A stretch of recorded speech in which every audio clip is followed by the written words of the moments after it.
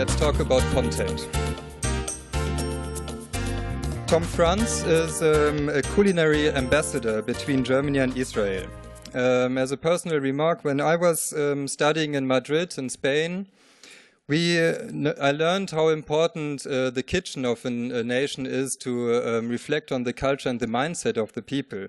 So we had Chinese food, we cooked Chinese food with German pancakes and Italian pasta. And you can imagine how difficult those discussions were on how to actually prepare a pasta. The Italians are quite strict on that. So there was a lot of fighting going on, but in the end we became the best friends. One thing I learned while working with Israelis is just to do it. Just do it, go for it, and make things happen. So I like that a lot, that approach, and so we, even now, that's why also we started late. I had to sit there and select the time frames of the video, which will be in parallel of Tom's keynote. I was sitting there until 3 at night yesterday and it didn't work, so we had to do everything again today. So sorry for any mistakes in that video. You see, it's all my fault, not Tom's. Enough from me, so please welcome to stage Tom Franz.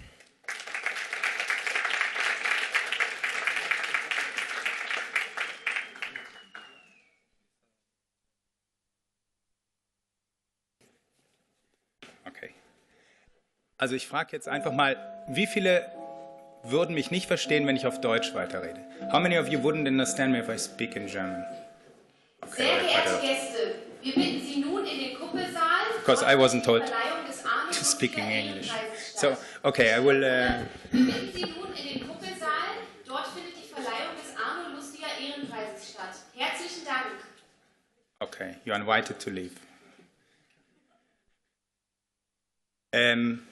Okay, I want to start this with short sections of the MasterChef contest, which I won in Israel, which might, I mean, none of you who's not Israeli would have seen, and I think it gives the right introduction into why I am here standing today and talk to you, because I mean, this is the event that changed my life and brought me to you now back here. And please let it run, please. Toda raba. Well, what can I tell you? I mean, this happened about a year ago on Israeli television. And till this point in my life, a lot of things happened. I live now for 9 years in Israel.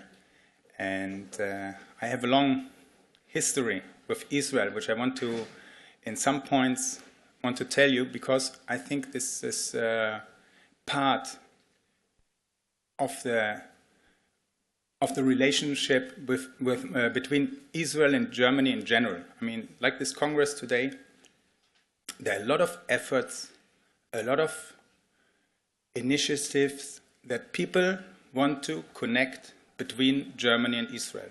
And I've been, through my life, I can say today, the privilege, I've been part of many of these initiatives. It started with a school exchange, which is already almost, I mean, for myself, unbelievable, but almost 25 years ago. A school exchange group from Israel, from Holon, came to my school. And, I mean, actually, part of that we missed, but that was a moment which changed my life already. I met Israelis. I didn't know too much of them. They were brought, teachers, children, students from there, and they brought them to my school. I didn't even know they came. I went to school one morning, and I saw people that were different. And they simply conquered my heart. It was to see them, to see their joy of life, the way they act, the way they, I mean, in school, danced and sang. It was for me something completely new and different, but it was so right, it was so beautiful. And it took me less than half a day to get in contact with those people. And from then on, things went on. No one knew, you know, where something starts, but you never know where it ends. And that was the school exchange. If my parents had knew then that if they get me, you know, would allow me to visit Israel half a year later with the delegation from Germany, maybe, you know, they said, no, maybe go to England or France or something. No, but I went to Israel, and it was good that I went. Like meeting those people, for me, visiting this country was also something special. I had a good feeling there. I think it started with the smell in the air. It started with the temperature. It started with the light and the colors. It's experience this country is something one has to do. You cannot only talk about it. You cannot only read it in the news or see it on the television.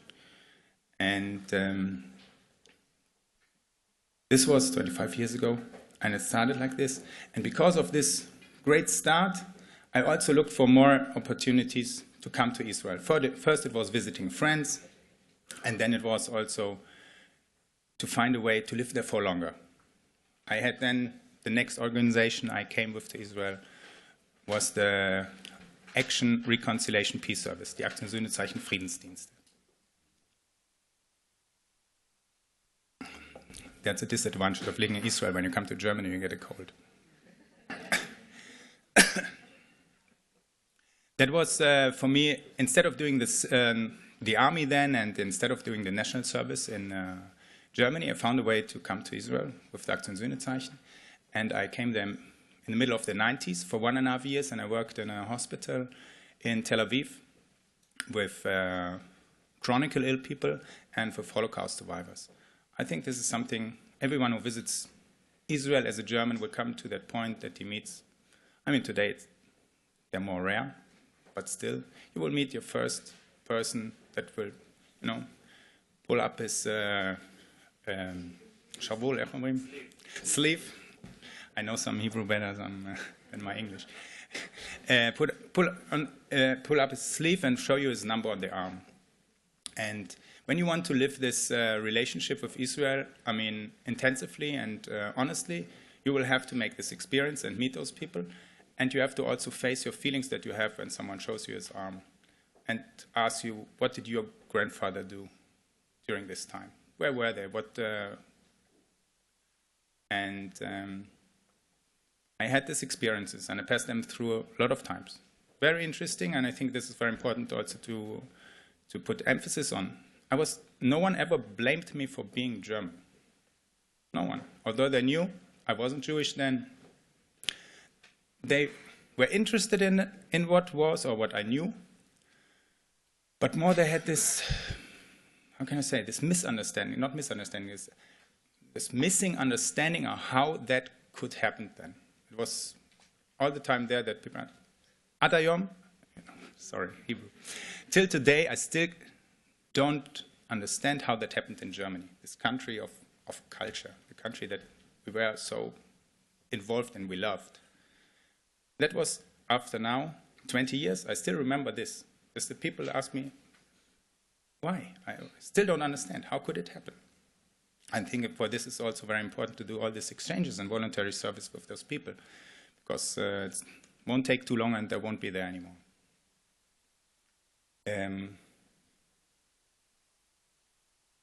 After this 1.5 years, I came back to Germany. I had studied banking before, and later on I studied law. I finished studying law and started working in a law firm and all this stuff. But this Israel thing didn't leave me. It was in me, and I think this is what is so important about all these activities between Israel and Germany. They reach a lot of people, thousands, and then a few of them come to Israel, and then of this few, some more get even more connected. I'm one of this 1,000 of 100 of this. There may be 5 left that then say, "Oh, no, I have to change my life because of my experiences with Israel." And I was already 30 when I took the decision that I make a big change in my life, and it's coming to Israel for good, and it's also to convert to Judaism. Decisions that are all not easy, because you have to take them on your own, and you cannot expect that anyone will understand what you're doing. You can explain it to them, and they maybe will support you.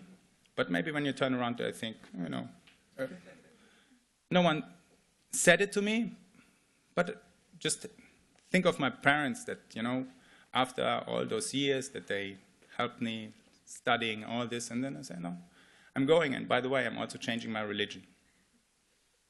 And by the way, they don't give me a working permit. I cannot work, and I'm, you know, taking a break of my career, and I convert now. It's more important to me than making money. There are a lot of things that you have to be very, very settled in yourself if you want to go through this. And this is only what I left behind, because in Israel, no one stands there with open arms and says, you want to live here? Welcome. You want to convert? Come in. No. They close the doors and tell you, no, you cannot live here, you're a tourist. And they tell you, you want to convert to live here? No, you cannot convert here because you are a tourist. Yeah, I don't want to be a tourist, I want to convert. The Ministry of the Inner and Chief Rabbinate, you know, they play very nicely with the ball, you know. It's his fault, you know, let him say it, you know. It took me many months. It took me 1.5 years to get the permission to convert. 1.5 years, that's a long time when you don't know what's going on. And then it was only the decision, okay, you can live here, you can convert, but no working permit. I mean, I can say today that this is, it was very good for me, for my personal development. Through all what I went through, I became the person or the man I am today, and the man that went later on to the MasterChef and could, you know, not only convince the jury with good food, I could convince the Israeli people with my personality, which is not so easy because I'm after all German, and I have even in my Hebrew, which is quite good, even fluent maybe, but it's still with a German accent. And anyway, I went through this. I met my wife right after I finished the conversion, which was like the first time it said, like, there's some justice in all the system, because you do the effort and you don't know for what, and then you suddenly get, here, okay, you get a little prize. And no, it's a big prize, you know. It's a big, very big prize. In the video shown, there was my little son. He was then half a year old. He's now 20 months old, and we have another son who's now 6 weeks old.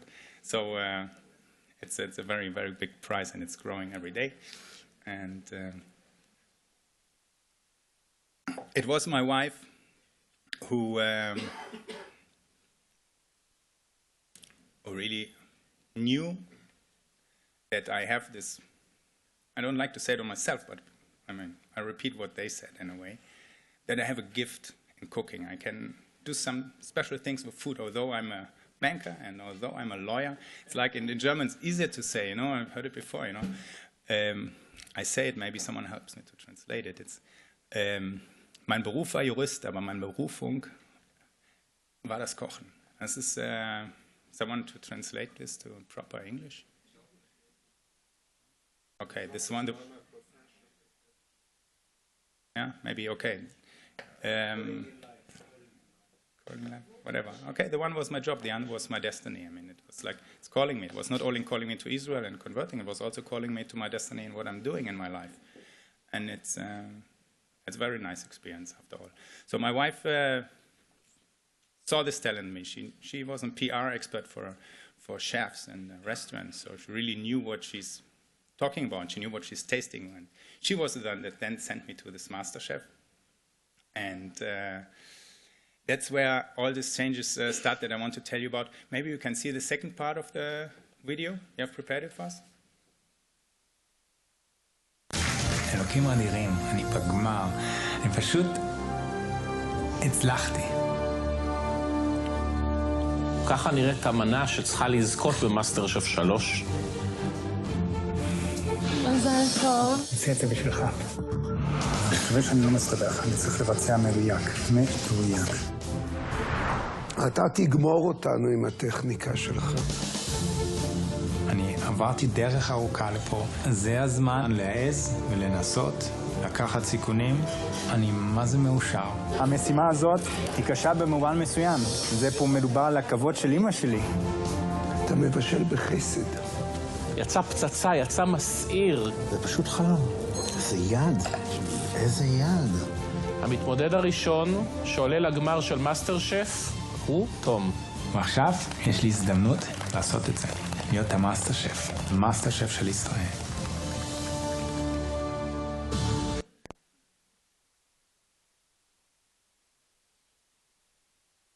הגעתי למאסטר שף עם מטבח אירופאי, גרמני.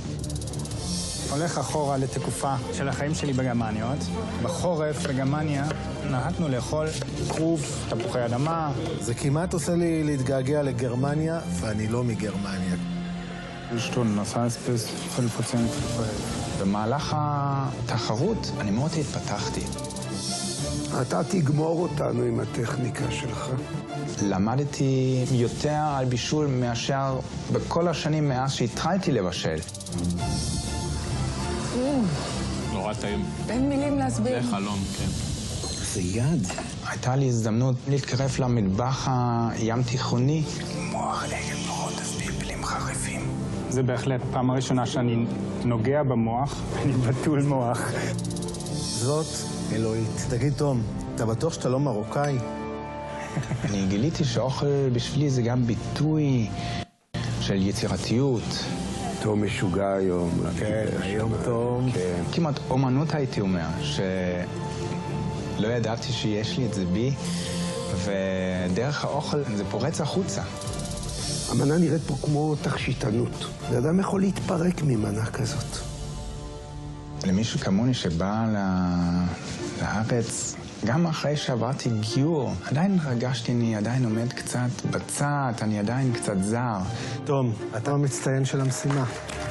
בזכות המאסטר שף אני מרגיש שאני משלים את התהליך עכשיו. העם מכיר אותי ומקבל אותי. אני מקבל אהבה. אנשים צועקים לי ברחוב, אתה התותח שלנו. זה מדהים. השלנו זה יותר מאשר תותח. בזכות המאסטר שף אני מרגיש קצת יותר ישראלי.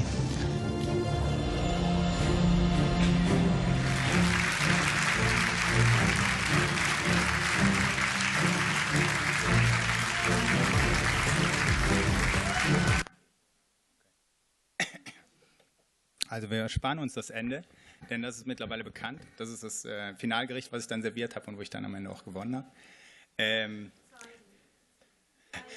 Also wir könnten wunderbare viele Sequenzen gucken, ist auch überschön, aber es wird einfach zu lang. Wir kommen mit der Zeit nicht hin. Ich musste unglaublich schneiden. Also das ist auch immer in den ganzen Nachrichten gelaufen oder sowas, diese letzte Sequenz. Deswegen habe ich es uns gespart. Also, bis es innerhalb des Masterchefs, ist das noch okay? Bis es innerhalb des Masterchefs dahin kam, dass ich also wirklich im Finale auftrat und kochen durfte, vergingen ungefähr 4 Monate. Oh, sorry, I'm really confused with my languages already.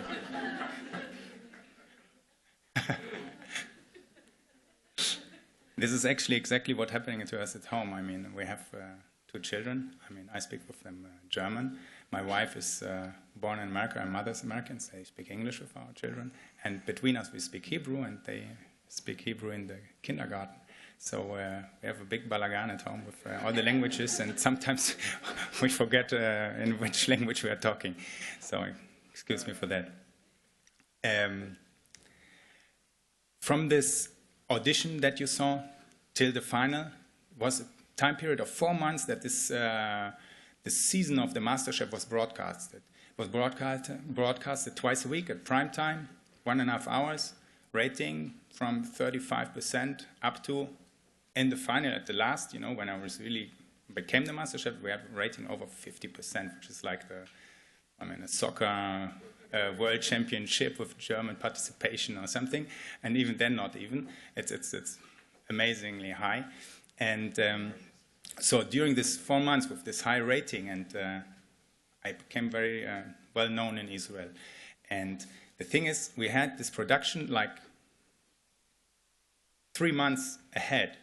So when it was broadcasted, I knew already what happened, but I couldn't anymore interfere or change something. So it was a kind of very exciting and also a little frightening when people started in the beginning to talk about the German. You know, then you see me working. I mean, I like to work very precisely in the kitchen even, and people knew directly, this is German. You know, he's working German, you know, and they're all the time, the German. They didn't know how I'm called, because in the beginning you don't have the name on your, what's that, Schürze? Apron, on your apron. You don't have a name on your apron. So it was just a German, and they talked about the German, and German features and everything. So in the beginning we didn't know if this really is good for me, that I'm so clearly the German.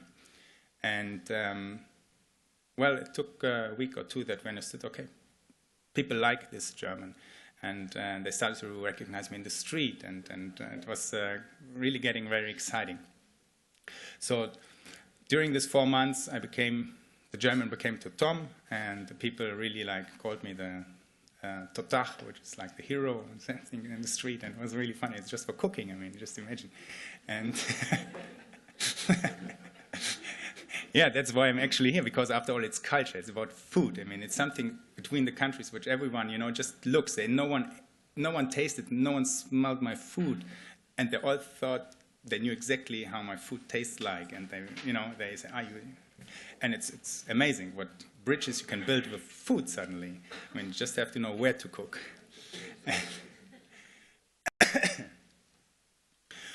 Well, and then we came to the final. Already a couple of weeks before the final, there was a big article in Die Welt on me. Someone wrote that came to Israel during the time and wrote on me. And then the German media really, I don't know, hooked on this train of MasterChef. And in the final there was, I don't know, there were like 20 foreign TV teams that couldn't, you know, film in the studio, but they were outside before and after waiting for us, or waiting for me to interview me, because it was so special. The constellation, I was in the final with a Moroccan Orthodox religious woman from Israel, and with a Palestinian religious woman from Israel, and then this German proselyte from German proselyte that lives in Israel. And it was so special for this constellation. And yeah, from there on, it was like, I knew exactly who I am. I lived my life enough, and I knew myself well enough who I am. But suddenly I had to find out who is this master chef for the people. What do people see in me? I mean, I was living 8 years there very quietly, like in a retreat, I could say. I prayed a lot. I didn't, you know, had much. I didn't have much income. I didn't have I wasn't an ambassador or something. I was just quite living my life with my wife and my son, and I was happy, like it was, knowing that I had no career anymore and I'm far from home, but I was really self-content very much. And then this came out, and then I started to said to my wife, you know, I didn't change, but people see something else in me now. I have to find out who I am for them, so I can, you know, be the person they want me to be, what they need me for. And then this is the reason why I'm here for today. What happened is that in Israel, I'm also, because of my biography, but mainly because of the food I represented within the MasterChef, I became like the culinary, informal of course, I don't want to, we have a good ambassador in both countries, but I became like sort of informal ambassador for culinary things. In Israel, people want that I come to show them how to cook German food. They want me to talk about my life, how I came to Israel, why I came to Israel, and people are very interested in this. And I'm speaking a lot in front of people, a lot of young people, a lot in front of religious people that invite me on, or big firms invite me. They have this, they have this trip day with their workers, and okay, they do you won't believe, they do a cooking contest. I come there to judge their food. It became like it's something extremely happening there, that food is something, I mean, it's more than just eating. It's amazing how high the importance of food is today in Israel, and cooking, not only food, cooking. And almost simultaneously it happened that also here in Germany, first mainly the media came to me and wanted to hear about my life. I wanted to hear about Israeli cuisine. And so I became, the other way around, also the informal culinary ambassador for Israel in Germany. And here's something happening which is very nice, because we see here, we have, I think, 5 labs today. And I mean, there's not one culinary lab, but culinaria has its place within the culture. And it's very, very strong. People are interested in it, and it's a very, very easy and pleasant way to build bridges between people. It's not only music, it's not only fine arts, no, it's also food. People, wherever they meet in the world and they want to cooperate, they also eat together, and it connects them. So I'm not always cooking for people to connect them, but the fact that I'm cooking and with my background of life is so interesting that people see in me someone that needs to talk about this food that can connect. And this is the reason why I was asked to make a book, which is, in English, would be called The Taste of Israel. I wrote it for Germany. It's not coming out in Israel because it would be strange to explain Israeli people their own food. But it's coming out that direction. I lived there. I became a good chef. I mastered the Israeli cuisine, not only in the competition, I did it before. I have a friend here that visited me several times in Israel, and he also ate my food already when I was a student. He knows that cooking was part of my life. It was always there. And so it's just as funny as this. I studied different things, but I lived food and cooking for many years, and suddenly it came out. And the bridge between Israel and Germany is my life, and suddenly I'm invited to talk to you. So I want to contribute to the plannings for 2015, the 50 years of diplomatic relationship between Israel and Germany, that we should also have, like there are school exchange and students exchange, there should be also chef exchange. There could be groups, delegations of the executive chef of the big hotels of this country and that country, of the good hotels, that on both sides there will be delegations that will visit each other, travel around, cook in the other's kitchen, learn their style, learn what is kashrut, or the other way around. And because this food thing, the cooking thing, is not less valuable than any other lab that we have. So, and I would like to be part of that. Ran, this is the ball I throw to you. I hope we get also some fundraise for that we can make it in a proper way. I hope anyone will listen to us that could help us. And that's so far. Thank you very much for listening.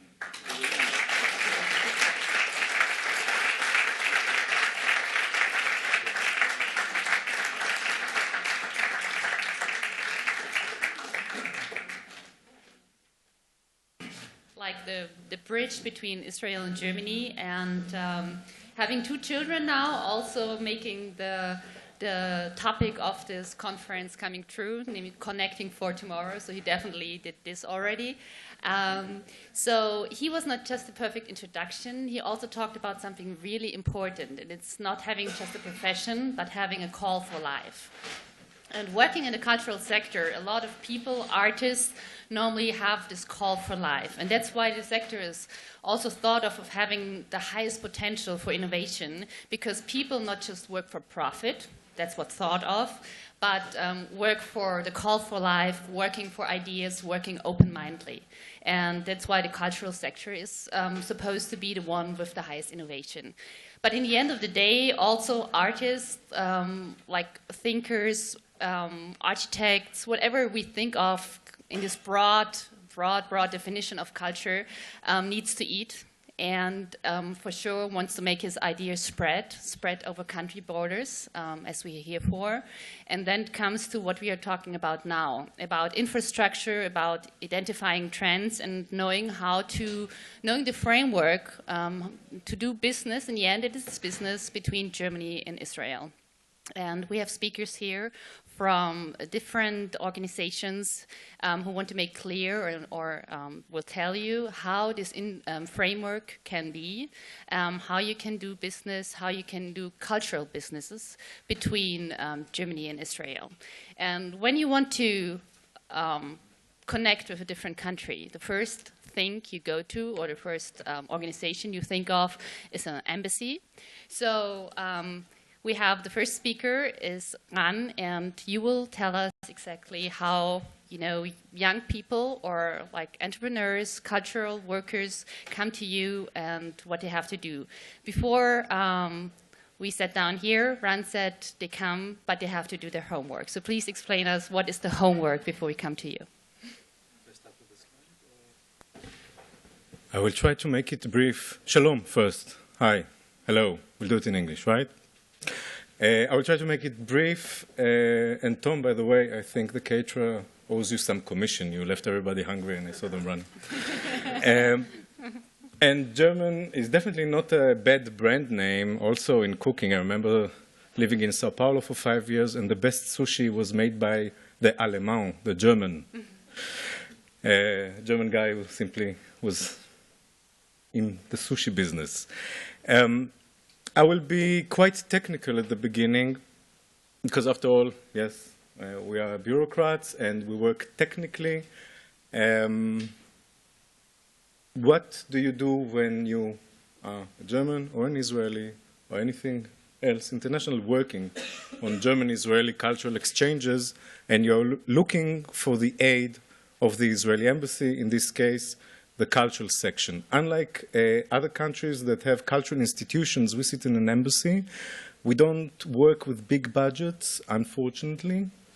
Later we can discuss budgets and is the place of culture defined or not by the budgets? Because if it is so, I'm sorry to say, in Israel, it's not the highest priority. But first, maybe the what.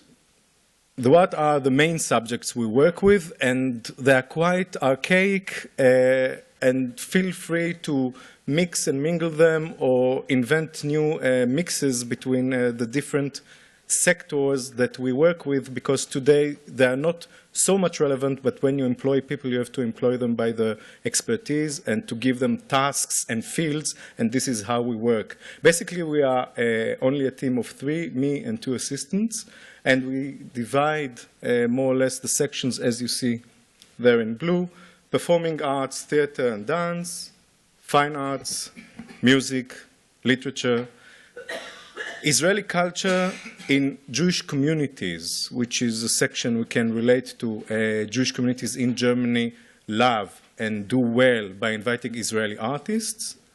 On this, we do sit and we do define, and sometimes it's hard to explain, that not all Jewish artists from back then or from contemporary time are Israeli. And we are requested very often to support a Mendelssohn concert. He was Jewish, etc. We do not. Internet platforms that we supply free of charge for Israelis in the German language here in Germany is a monthly newsletter for many thousands of readers who register to it and are interested in Israeli culture in Germany and in the German language, and the Facebook page that is updated daily about Israelis and Israeli culture in Germany, and sometimes also about special events that might interest the German traveler in Israel. We also give scholarships. We are now in the process. In 2 weeks' time, we will seal the deal for next year, so it's the last chance, and this is why I'll mention it. We give about 10 scholarships, either to study Hebrew for academic purposes or to do an academic research for master's degree and higher up in Israel. It's all on the embassy's website, so I will save time for everybody and for myself and refer you there. Also, registering to our Facebook or to our newsletter is via our webpage. How? Like any bureaucratic system in Germany, in Israel, anywhere, we prefer to work with a planned scope, a year in advance if possible. Usually by the end of October, we collect the ideas, the requests, we finalize our meetings with interested bodies and artists, and we issue during November a plan that goes to Jerusalem, to Israel, to be approved, to be budgeted. Then we come back to the people and tell them yes, no, and if yes, with how much money. Usually, almost always, it's a modest sum that helps them finalize the project, but definitely not run the whole project. In average, last year we did around 100 projects that we accompanied or initiated ourselves with partners. And via the new consulate we opened in Munich, we have added around 20 to 30 more projects. So let's say 120 to 130 projects a year. We may be taking part, but not much more. Otherwise, if you are one of the many who have applied to a festival, to a competition, and you got the answer not a year in advance, like usually it happens 6 weeks in advance, 3 months in advance, we do keep a budget for that. This budget, unfortunately, is based on cancelled project from the yearly plan. As you know, in culture, dreams are cost-free, but realization is quite expensive. So many of the dreams people come to us with and we accept do not materialize eventually. This money we don't send back. This money we keep for those projects who come ad hoc on the second, in the month, a month in advance. If we like it, we go for it. So don't lose hope if you didn't get an answer or you were not giving an answer to an Israeli artist yet. There is still a chance, a lesser chance, because it will not be part of the yearly plan. Sorry, bureaucracy, but this is how it works. You have to get an okay from those who pay for you for the project. And in the last minute, usually it's a decision that is done by me and my team within the embassy based on available budgets. We prefer to work with venues, and often agents and artists complain. Why? Why can't I get your money directly? A, because we are bureaucratic and we don't like bureaucracy. We simply charge a small token, which is our logo. The logo is not up to the artist or the agent, it's up to the venue to include in a catalog, on an invitation, on a sign, on a banner, on the website. The artists come and respectfully goes, and he doesn't owe us much about what's going behind the scene. We would like the Goethe Institute, like the French Institute, like any cultural institute, to have our logo, to have the State of Israel recognized as a sponsor, as a part of this cultural venture. Another issue is that the artist comes and goes, but we stay here, and we need the contact with this venue for other Israeli artists and cultural institutions. The artist goes, but we now have opened a channel, thanks to the artists, basically, who maybe found this venue, and we were not aware of it, we never worked with it before, it's too far for us, it's underground, and now we have a channel. We want this channel. This is why we work with the venue, and we create a kind of a commitment also between the venue, the German venue, and the Israeli embassy or the Israeli culture department in the embassy. It's not only about money, as I said, since the money is not so much in abundance with us. It is also about the PR. We work with the spokesperson of the embassy. We have our own media contacts, as I said, also website, etc. And it's all for free for you. Maybe some examples. You know this guy? The other guy is the ambassador of Israel, Yaakov Adas Andersman. This guy is a very nice guy. He's a German chef. And he has Michelin stars. And he has a restaurant, La Terrasse, in Bremen. This is the mayor of Bremen.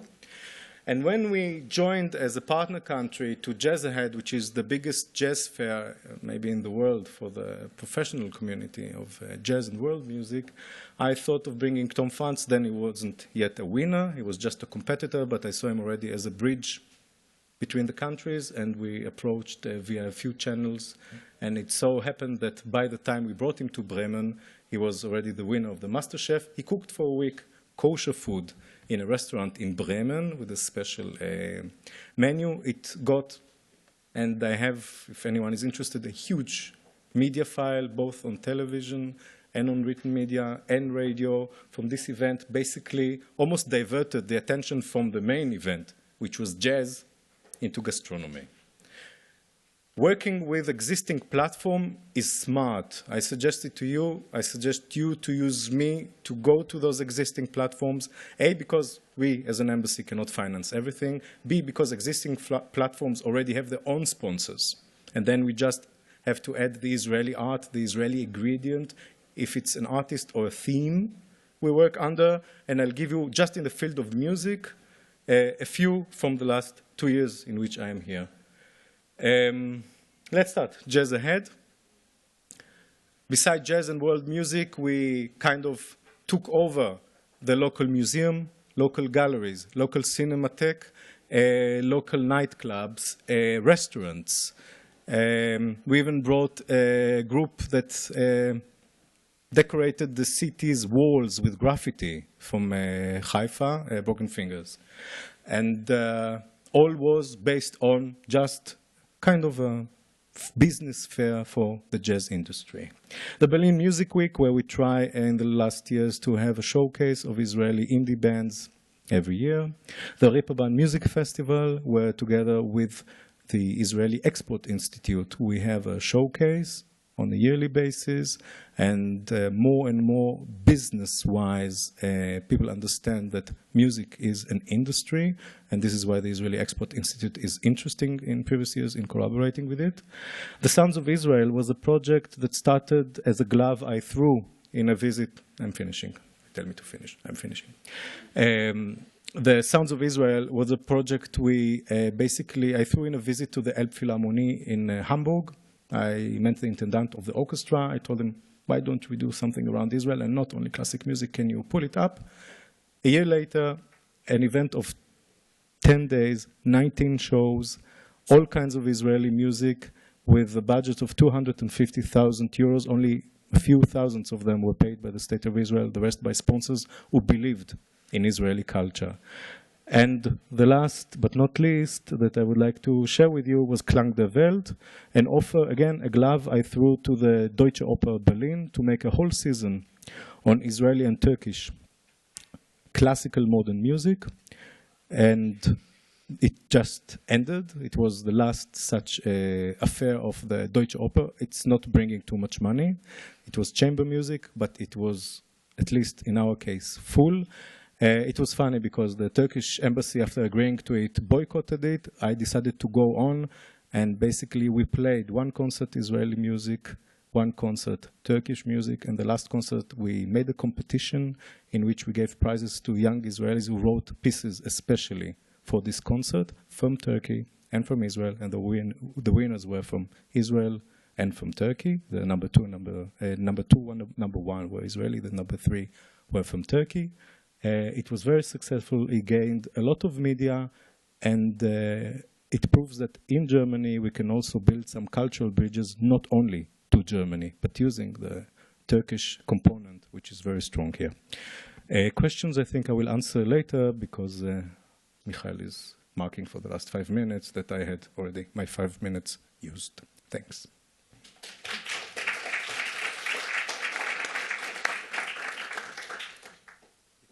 Thank you, Ran.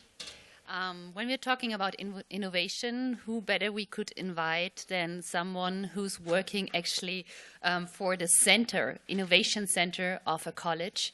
Tami is head of innovation center of Schenker College for engineering, design, and art. And what does exactly mean will Tami explain to us now. Thank you.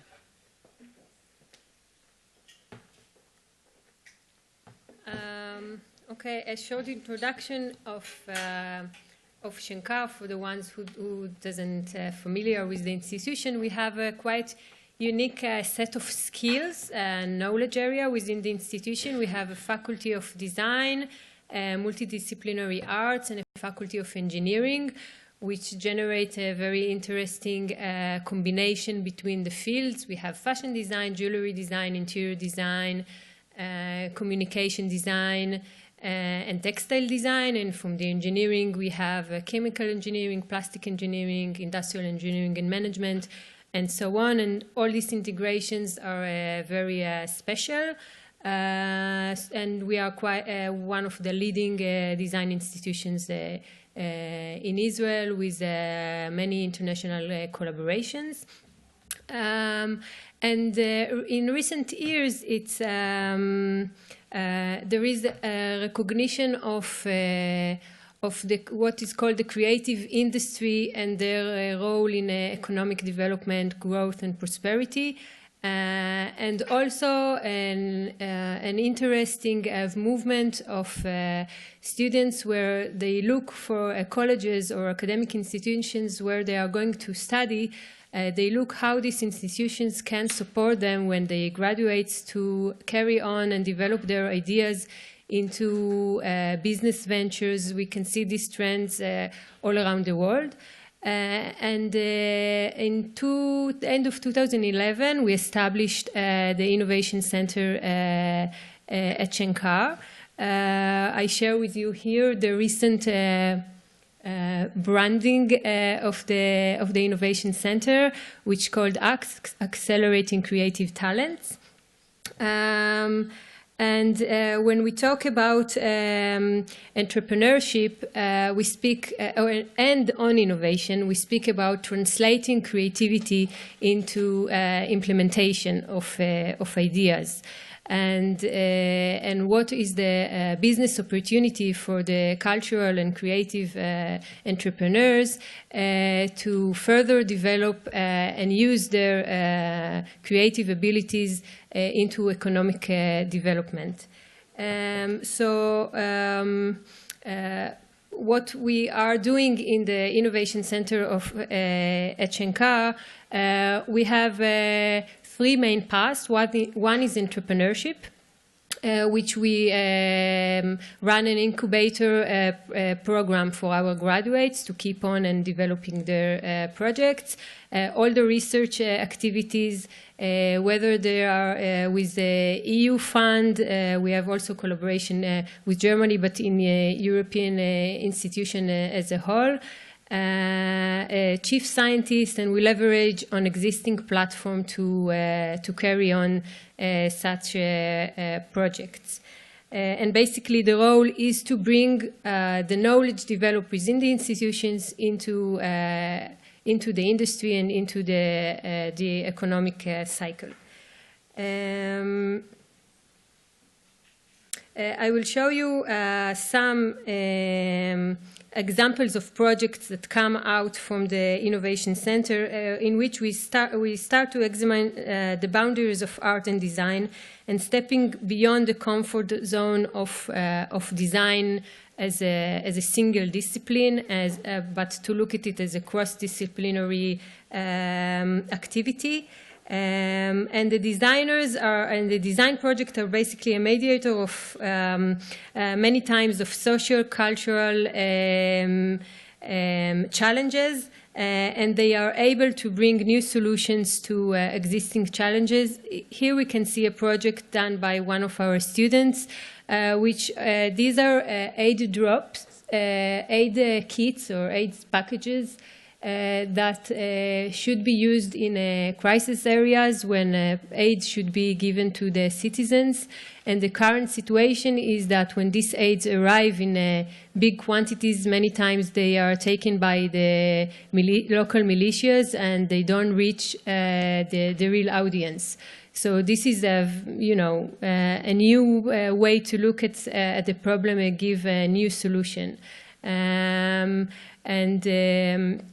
And really, we believe in the possibility of artists and designers to contribute to a very wide sectors and problems. And probably if these participants would have take part also in the political lab or the business lab, could be some very interesting results out of these integrations. Here you can see another project. This is a fashion designer that she doesn't really deal with the pure aesthetic of a collection, but she grows bacteria into patterns. So it's really a biological and ecological process.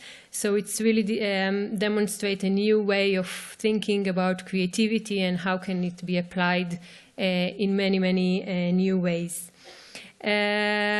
We do many international activities in order to promote the field of creative industry and creative leadership and the contribution it can propose to society, to industry, and to the economy. We are hosting in Israel the Global Creative Business Cup competition. It's an international competition. We are running the national competition and last year we the winner from Israel won in the global competition the second prize. It's 30 countries are participating in this competition that is organized by the Danish Cultural and Economic Ministry.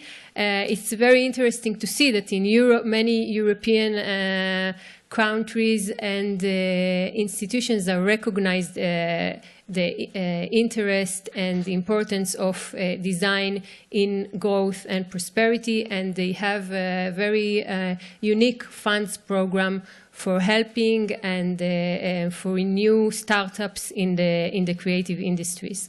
We also run at Shankar. We are the initiator and coordinator of a European program under Tempus program, a project that's called IDEA that is aiming to generate innovation in the industry through collaboration with academia and designers. And in this project we have partners from all around Europe, and we are partners with the Köln University of Applied Science from Germany.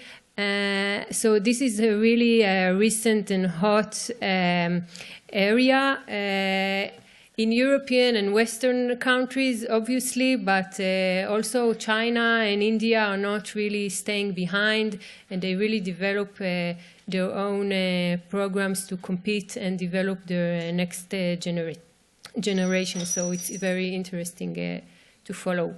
This is a picture of different events we do, like a pitching event between designer, artists, and business people in order to speak directly on ideas and business. This is a sort of a speed dating format of meetings and so on. We do these activities and do networking between different fields of design, art, business, and science in order to promote collaboration and direct discussion. This is in a brief in Shankar. Thank you, Tami.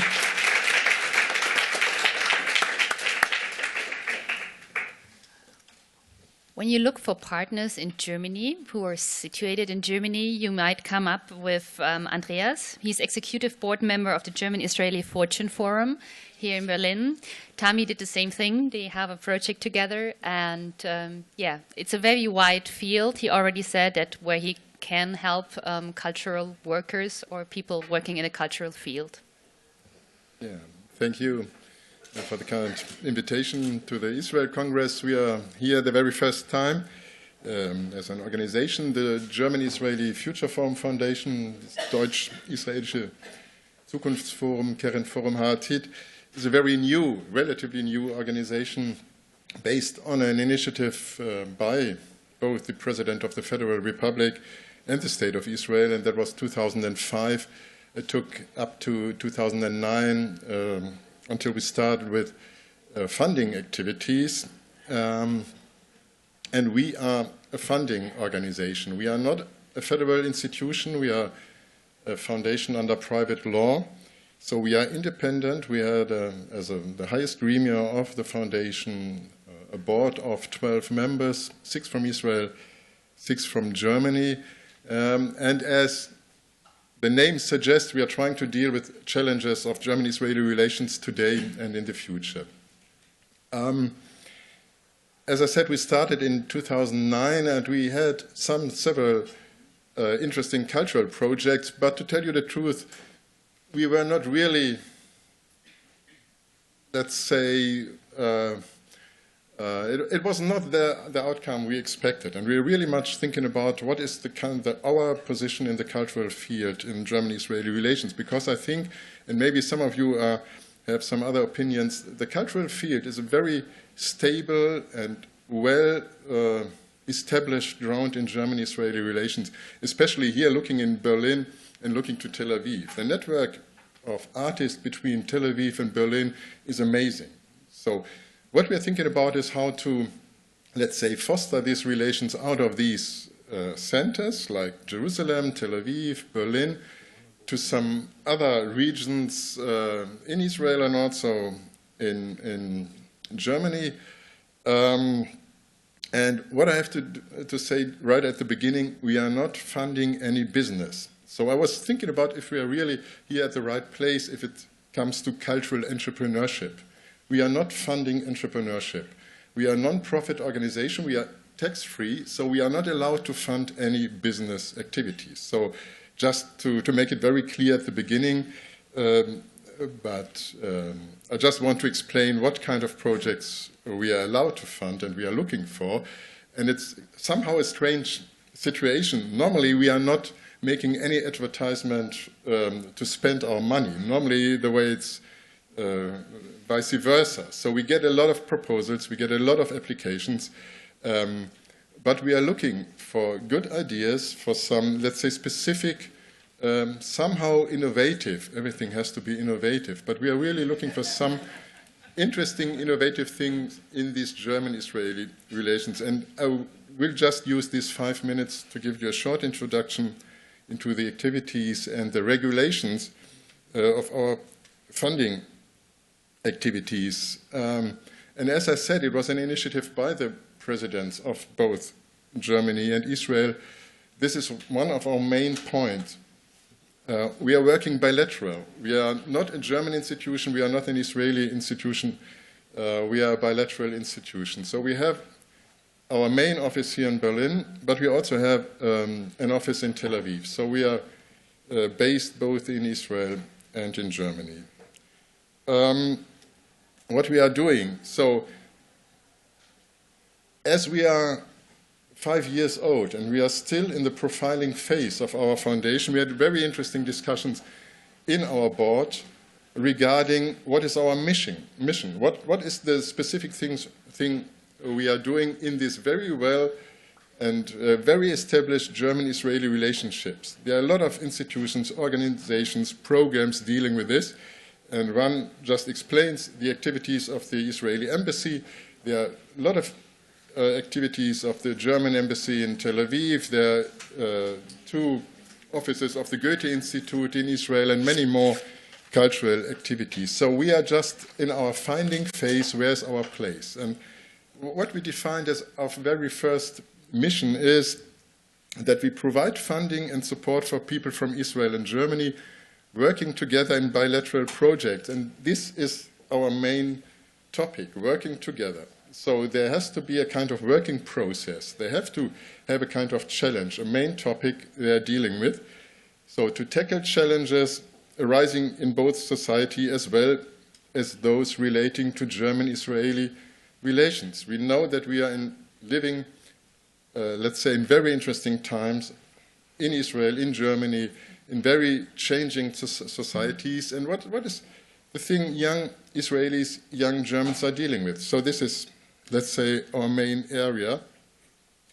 And so the letters are very small. In my original PowerPoint, they were much more bigger. So I think it's hard just to read it. So we are supporting the active shaping of German-Israeli relations, the debate about the challenges faced by German-Israeli relations in our changing societies.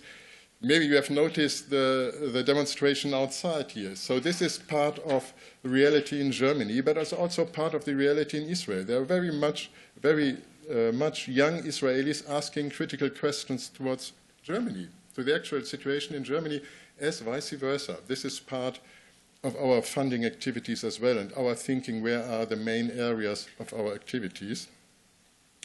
And this is in the core of our activities. We are supporting those active in both societies, responsible for sustaining German-Israeli relations. So we are looking for people. We are looking for individuals who are responsible or feeling responsible, who are committed and engaged in this field. So what we fund, and this comes now to the topics, and that was really an interesting discussion after 2.5 years of funding activities, where we just make a break and a cut, thinking about what kind of projects we have funded. And there was a huge variety, but the interesting things, the interesting proposals came from the fields, let's say, which we defined then after our main funding activities, and this is for the next 3 years. So after these 3 years, we will have just another cut, and we'll think about to stay in these areas, or maybe to modify them, or maybe to just develop something totally new. And that means we are not thinking about, is it a cultural field, is it media, is it sports? We are looking for topics. And the second thing, which will come on my next file, is about methods. So our topics are democracy and developing values, diversity and integration, identity and belonging, and social change, social justice, and civil society and civil commitment. So any cultural project fitting to these topics is something we will think about if it comes to another condition, which means that this project has to be developed by at least one Israeli and one German organization. We are not funding private persons. We are funding universities, organizations, initiatives, associations, and there have to be at least two, one from Israel and one from Germany. And the parts of this project has to be in Israel and in Germany, and hopefully or mainly in an equal part. So maybe you know a lot of projects just taking place in Israel or just taking only place in Germany.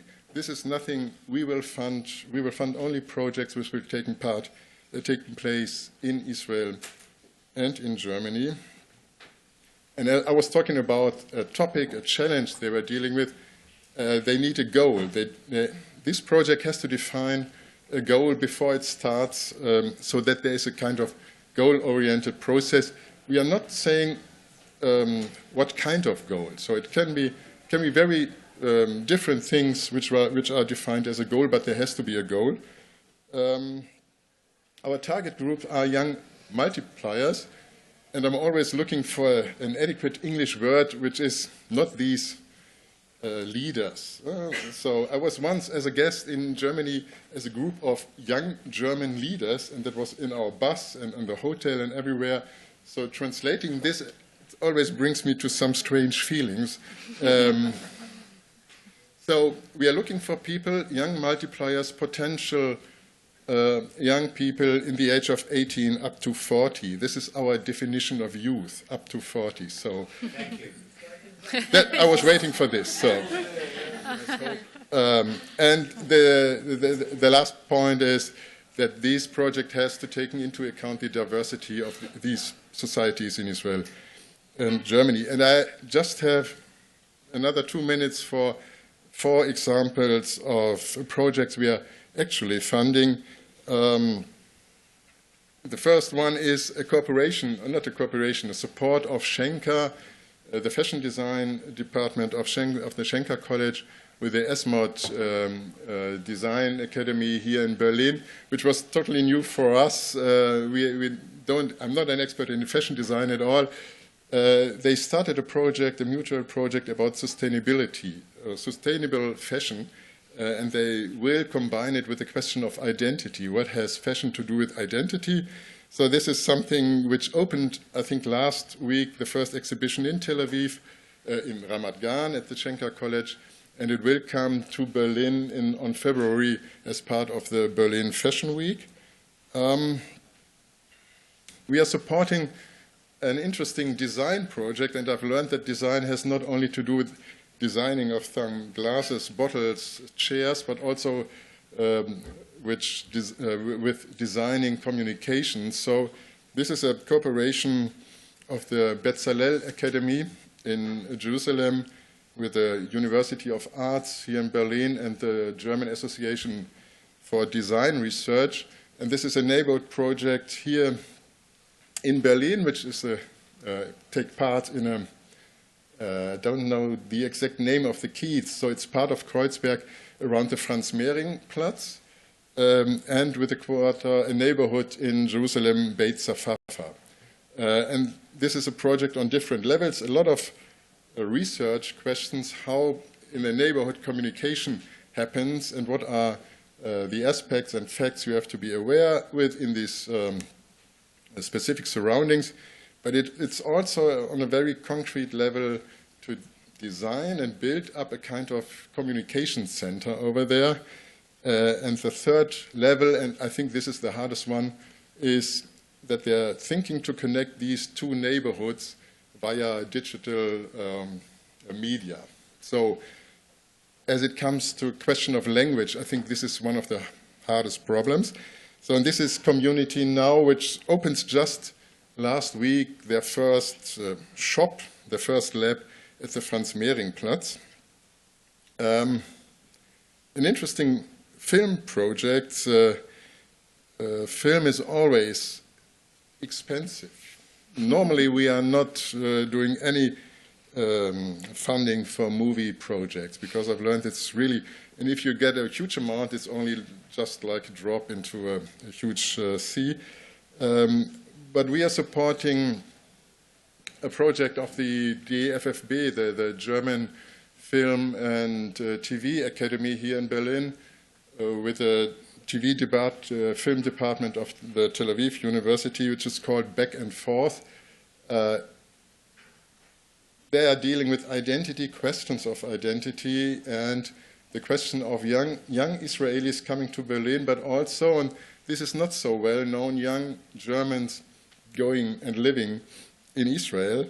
I'm very pleased, and this is a result, I've heard about it last week, that the quality of these 3 short movies and 1 movie which was so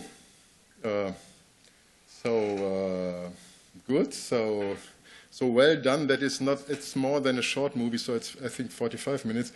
These 4 films will be screened at the Berlinade in February. So this is Back and Forth, and we started with a cooperation. Run brought us to a very interesting Israeli group, 72 Hours Urban Action, and we supported them 2 years ago when they showed us Germans how to deal with conflicts, which was very interesting. Normally, the Germans are thinking about to teach the Israelis how to deal with conflicts in some specific aspects. Now, in 2012, there came a group of young Israeli artists to Stuttgart. The Germans know the discussions about Stuttgart 21. They offered a kind of project how to integrate the inhabitants of neighborhoods in discussions like this. And a continuation of this is our project Local Neighbors, which now is a cooperation between the Digital Art Center in Cholon and an association called Wagenhallen in Stuttgart. Has to deal with urban planning, things like that. And the last, this is one of the results of this 72-hour urban action. The last thing I wanted to mention is, and as Tom mentioned, the question of language. Every participant who is supported by us in several projects we funded since 2009, about 90 projects, is allowed to apply for a language course. So Hebrew or German, we are covering 80% of the costs for a language course. And the result is, and I would really say that is the most successful program we are running, that a lot of young Germans start to learn Hebrew. You know that most of the language courses, German language courses in Israel are sold out. But interesting-wise, here are a lot of young Germans starting to learn Hebrew. And the the percentage is nearly 50-50 in this little program we are running. So, this is about the Keren-Forum Haatit, the Zukunftsstiftung. We are on the internet. There you find the application, some information about the application process, and we are also on Facebook. So thanks a lot.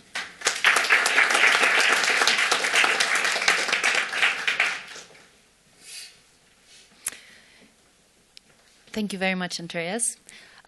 Sitting here and talking about cultural trends, we definitely have also to talk about media trends, the press, newspapers and magazines who have to face like a big change in cultural trend. The way we read changes dramatically.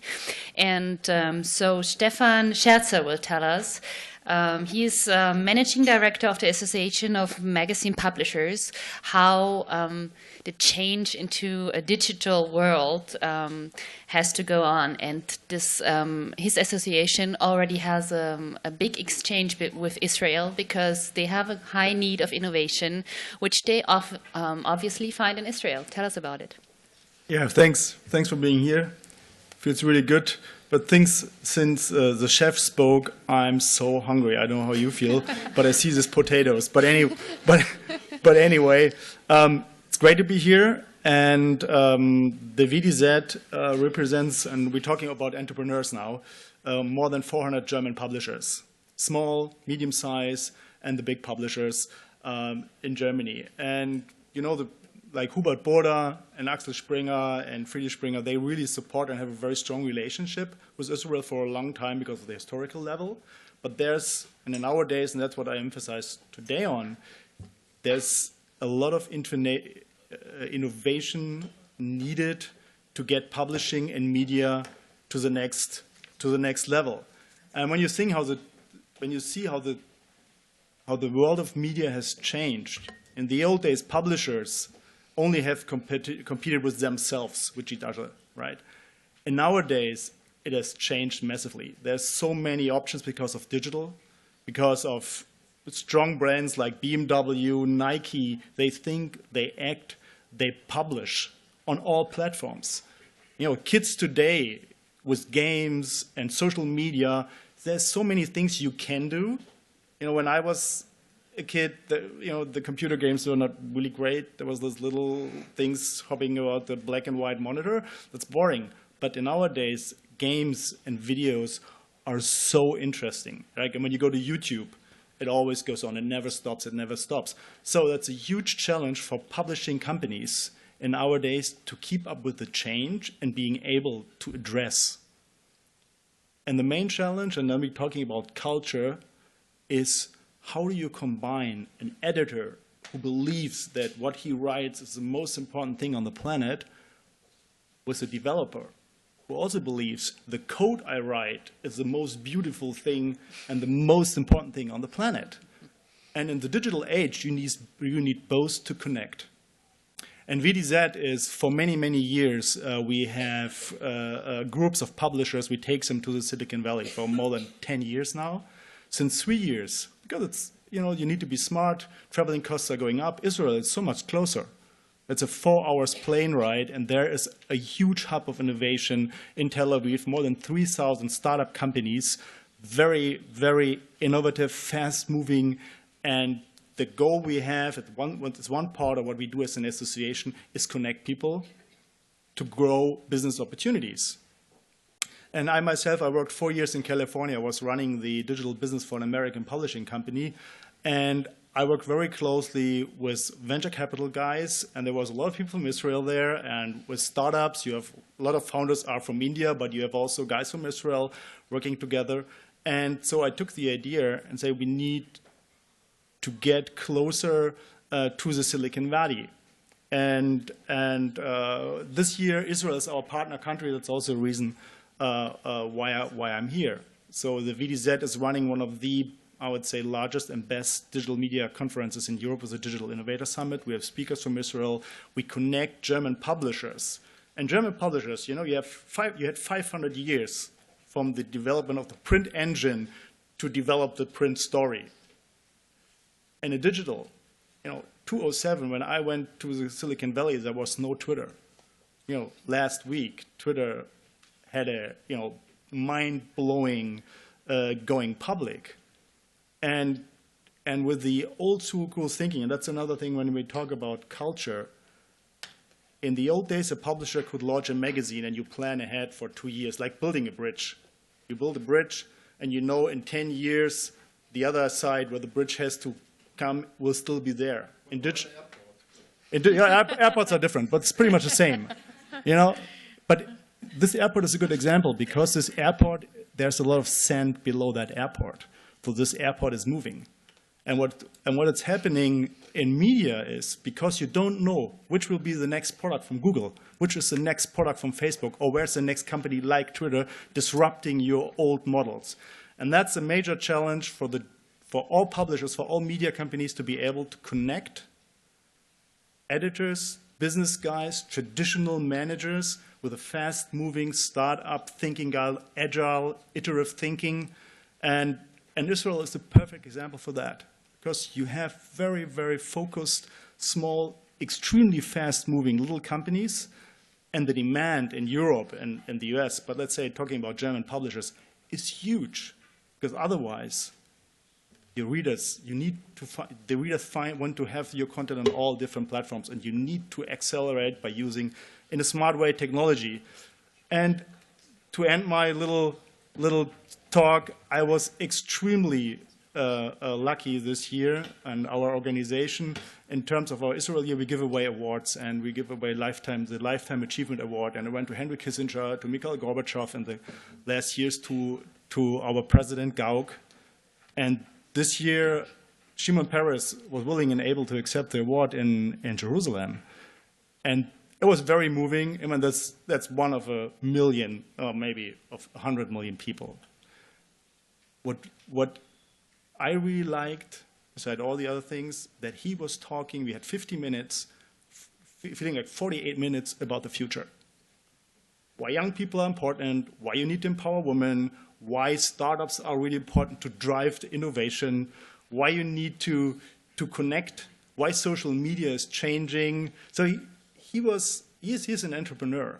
He's very agile, and this is another driver, I think, for both countries.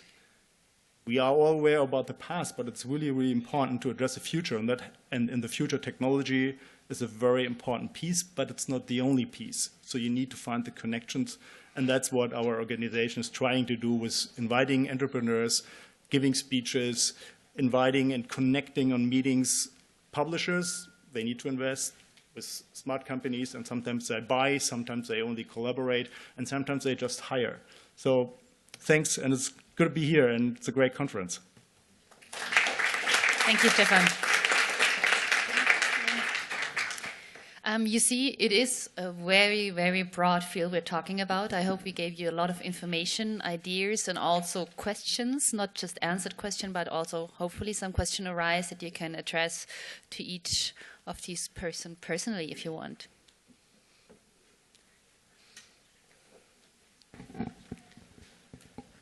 Also mein Name ist Marc Zaurow.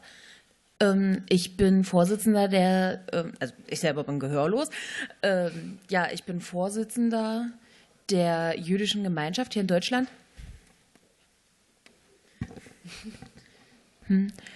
Und Sie haben ja eben von einer gewissen Vielfalt in den Medien gesprochen. Wie sieht die Vielfalt bei Ihnen aus?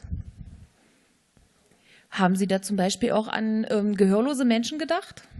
Das wäre jetzt meine Frage. Oder zum Beispiel, dass solche Sachen dann auch mit Gebärdensprache verknüpft werden zum Beispiel. Und dann natürlich auch in den verschiedenen Gebärdensprachen, in deutscher Gebärdensprache und hebräischer Gebärdensprache.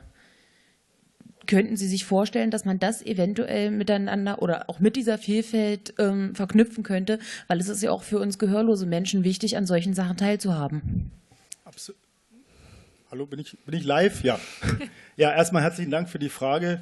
Absolut. Also wenn man auf die Medienvielfalt in Deutschland schaut, Pluralismus, wir haben über 6.000 verschiedene Marken. Medienmarken, Zeitschriften an den deutschen Kiosken mit über 10.000 Webseiten, mit eigenen Audioangeboten und mit Videoangeboten. Ich werde diese Frage mal im Detail mitnehmen. Ich würde aber fast jede Wette darauf eingehen, dass es ein oder mehrere Verlage gibt, die sehr spezifisch auch auf die Bedürfnisse von, ich meine, wir haben blinde Leser, es gibt Gehörlose, dass sich darauf auch konzentriert wird. Und der große Vorteil ist, dass Technologie das eben ermöglicht. Und deshalb ist auch die Zusammenarbeit mit Startups, die sich in diesem Bereich befassen, so relevant.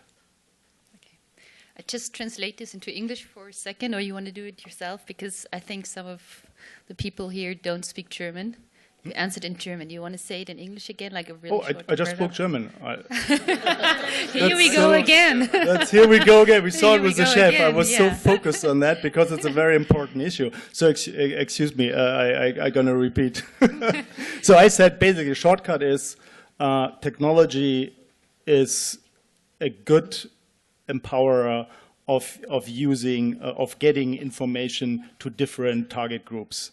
And the German publishers have over 6,000 magazine brands, over 10,000 websites with additional audio and video features.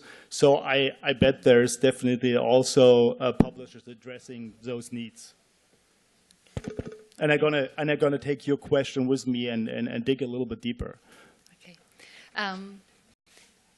You want to address Andreas as well? Okay. As we are really concentrating on topics of diversity, we had one of the main programs we were supporting was a program which was called Exchange for Competence, where we invited NGO persons, it was a kind of leadership program, but we invited directors and functionaries of NGOs, and we tried to really represent all parts of the society.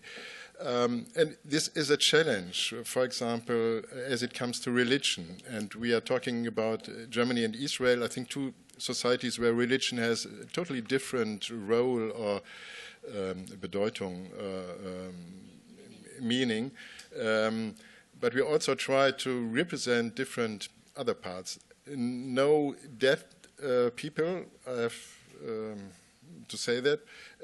But on the other hand, just for me, it's important to say we are not starting projects. We are not. We are just a funding organization. We are waiting for proposals and applications in different fields. So anyone from different spheres is invited, and this is something we will really check like any other project as well. That's very good, very fine. Thank you very much. Okay.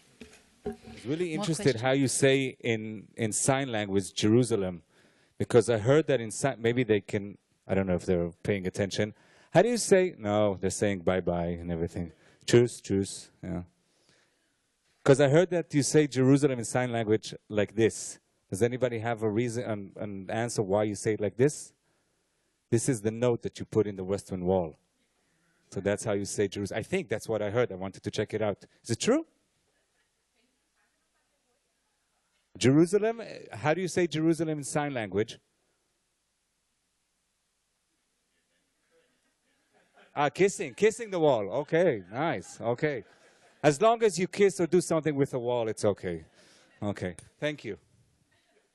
Top, guys, listen. This important conference or congress that we are in, we were very happy with as Israelis to have a congress, you know. We're in is dedicated to relationship. Everybody here has Facebook, right? Is there anybody here who doesn't have Facebook? Good. That's why I don't know you guys. Okay, so you know there's a special line there when we say about you and said in relationship, and then you said about relationship, well, it's complicated, right? You know this? I had many years of that. Now I'm happily married and everything is okay, but it was complicated. Well, the Israel and German relationships are complicated. They are. They really are complicated. We heard a lot about that. We probably can hear more about that in the political and the religious, maybe even in the science lab. But yeah, it is complicated. And in the next, we'll keep it short, I promise. But in the next panel, we'd like to shed some light on this complexity. one after one, Israel's best, and Israel's and Germany's best thinkers or entrepreneurs, like they like to call it here, and creative people will come here to this stage and present their thoughts, their creativity and feelings, trying to address and to answer the very important question. And the question is, what is the role of artists and creative people in this complex relationship between these two countries? What can we do as curators and as creators to broaden this discussion and to allow new thoughts and maybe new emotions to come in? Well, all of the speakers will limit themselves for 10 minutes. And because most of them are artists and creative people, and I don't trust them, I brought this. And it's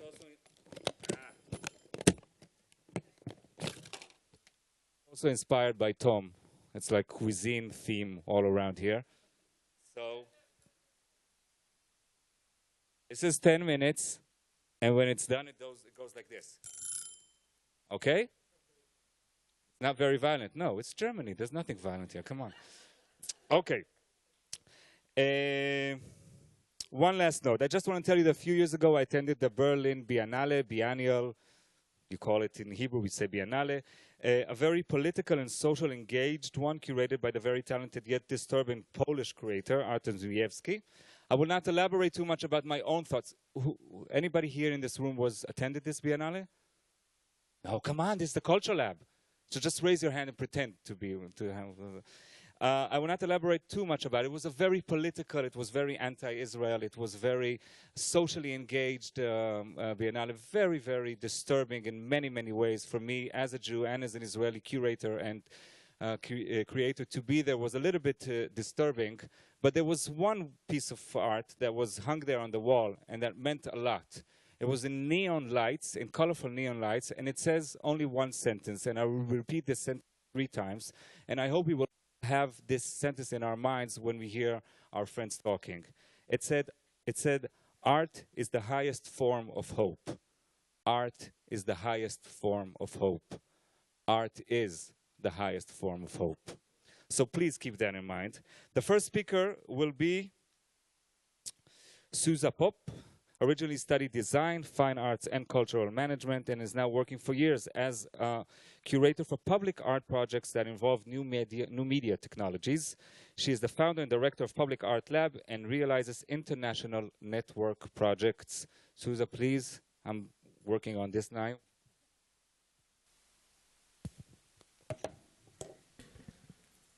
Hello.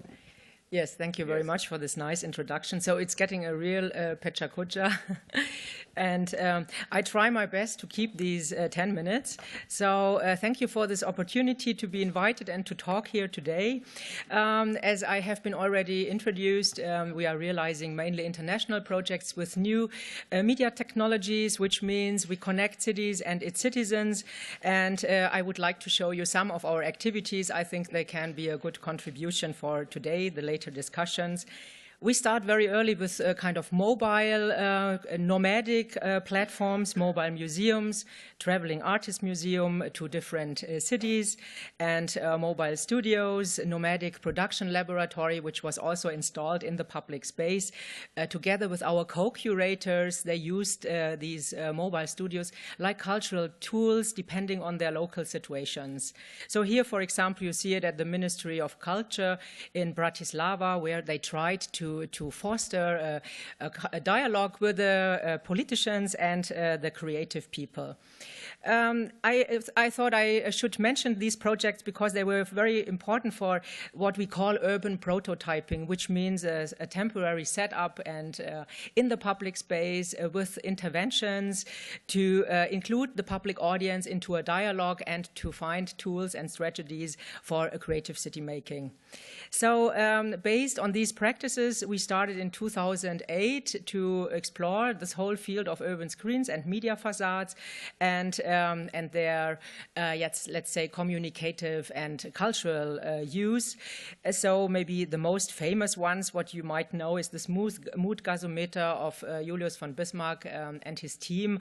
They analyzed the moods and emotions of the citizens, and yes, with a camera, face-to-recognition software, they took a photo of a Mars, and this software could analyze the most dominant emotion, which was then sent via live stream to this media facade, and an animated smiley visualized the mood. So this animated smiley could laugh and be angry, and showing the moods of the different areas in Berlin.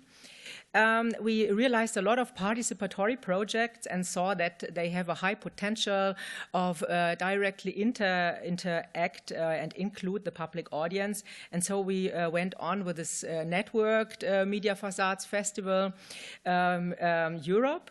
And here, this was a kind of pilot project between 7 European cities who were connected with media facades and urban screens and included in these kind of participatory processes.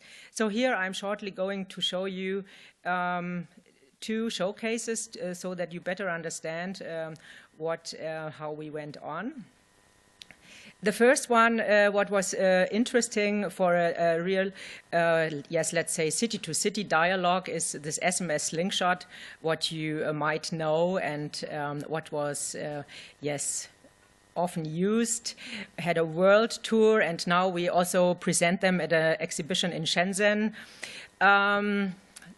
You will see here is a kind of, wooden slingshot where you could type in messages, and you catapulted these messages to the media facades, and also they arrived, or they were shown in the other cities. So this was a city-to-city dialogue between Berlin and Liverpool, and the people in Liverpool, they had the same advice and could answer easily. And so they started this kind of dialogue with this urban activist tool, what they also say it's a kind of weapon.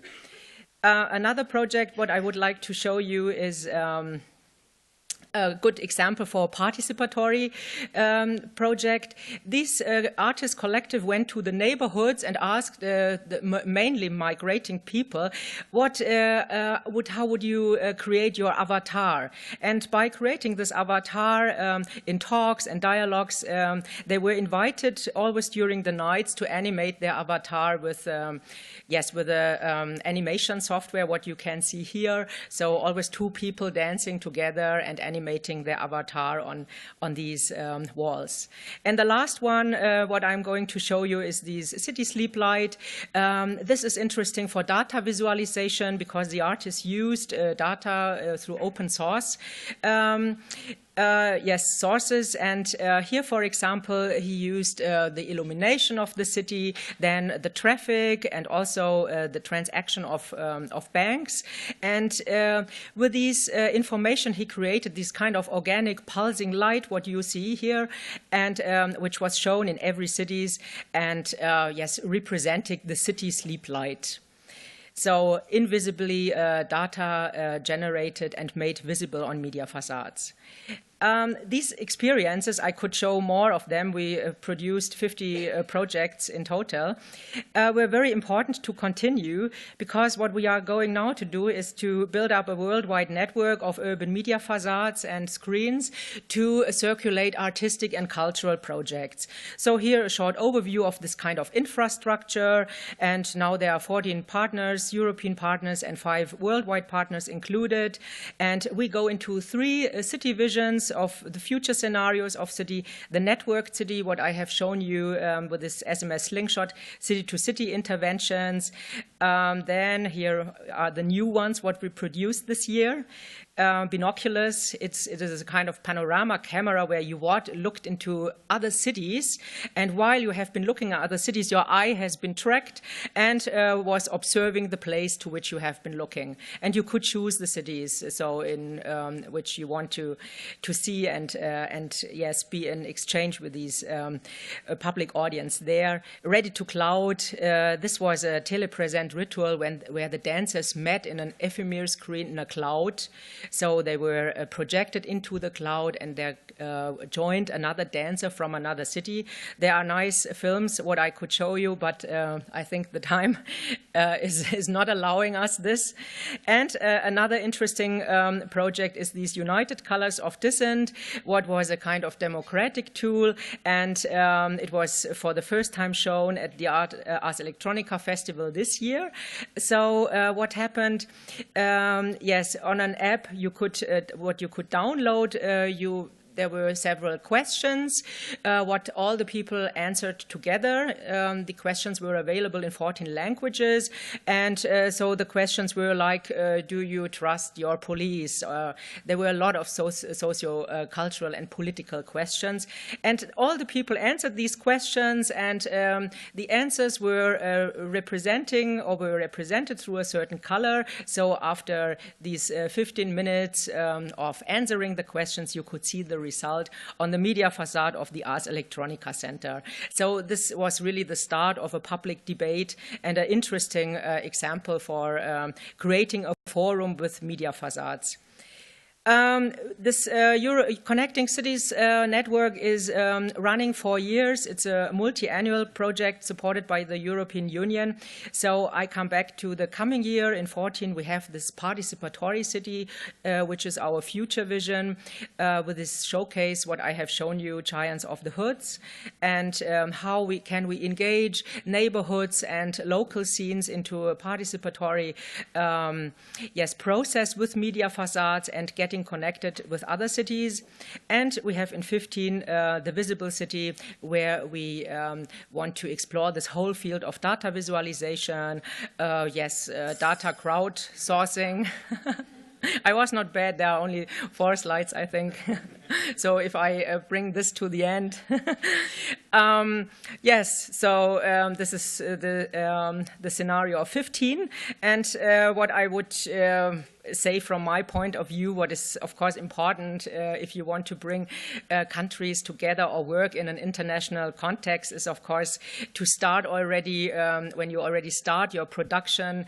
This whole production period is already the time where you understand better the local needs of the partners and share your knowledge. Of course, urban prototyping, I think it's important to test solutions and tools in temporary settings, and maybe contribute to creative city-making strategies and trans-cultural solutions. And of course, the whole field of urban media, what you have seen with some of our projects, opens a completely new dimension of transcultural exchange, and which can catalyze communication and also provide platforms for shared encounters like these media facades. This is interesting. And last not least, I would say cultural operator or cultural entrepreneur is always an interface actor. In German, the word Schnittstellenakteur is nice, which means if you want to implement a successful project, you always have to approach different sectors, different disciplines, and work together with them. And there are different values, worlds of values, and at these interfaces, you will intermediate and implement a successful project. Okay, so here are, if you want to follow us, thank you very much.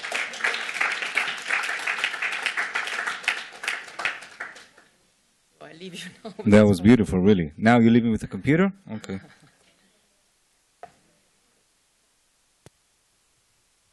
Our next speaker is Nicole Srock-Stanley, founder and CEO of Dan Perlman, a creative strategic agency. Her ambition is to find the relevancy for the connection between people, and through this to understand why the creative forces in Germany and Israel should work together. Good luck. Thank you. Okay, I'll just start without the slides first of all.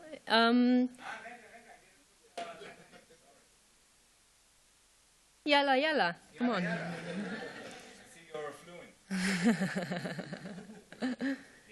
Okay, thank you so much.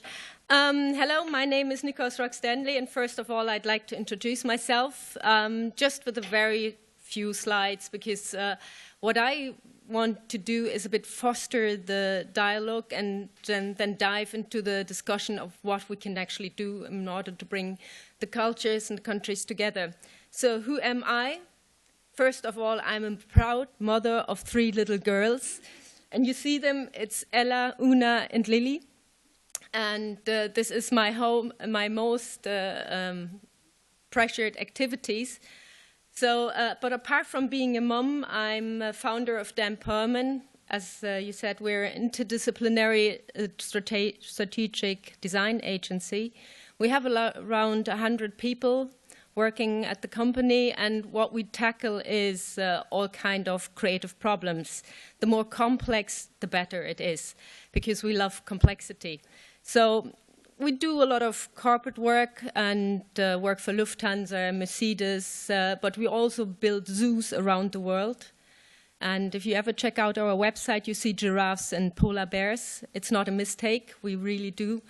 We just launched the world first amphibious vehicle safari in Korea, and we're building on a night safari in Guangzhou, which is near Hong Kong.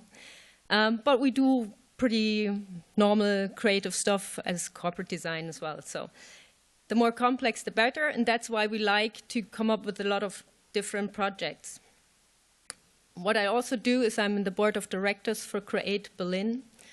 Create Berlin is a design network within Berlin, which is founded with the Senat and creative people in order to foster the creativity and also the creative industry. And what I also do is we have a project I really love. It's called Create Change. We just go and ask kids about how do they imagine their future. Because at the moment, kids, they can't change anything, but they have to cope with everything that will come out in the next 30 years. So we talked with the kids, and then we bring that to experts and say, okay, do not judge those hopes and dreams, just tell us how we can bring them alive and how we can bring them in action. And so we're doing those tours, and we are now starting on the next tour, which deals about living and neighborhoods. So this is Create Change, and this is cooperation with Create Berlin. And I'm also part of the creative industry, so I'm very much involved into everything that's got to do with political discussion about the creative industry and connecting different disciplines from the creative industry. So, but this is just background information, so we can just get better into a dialogue.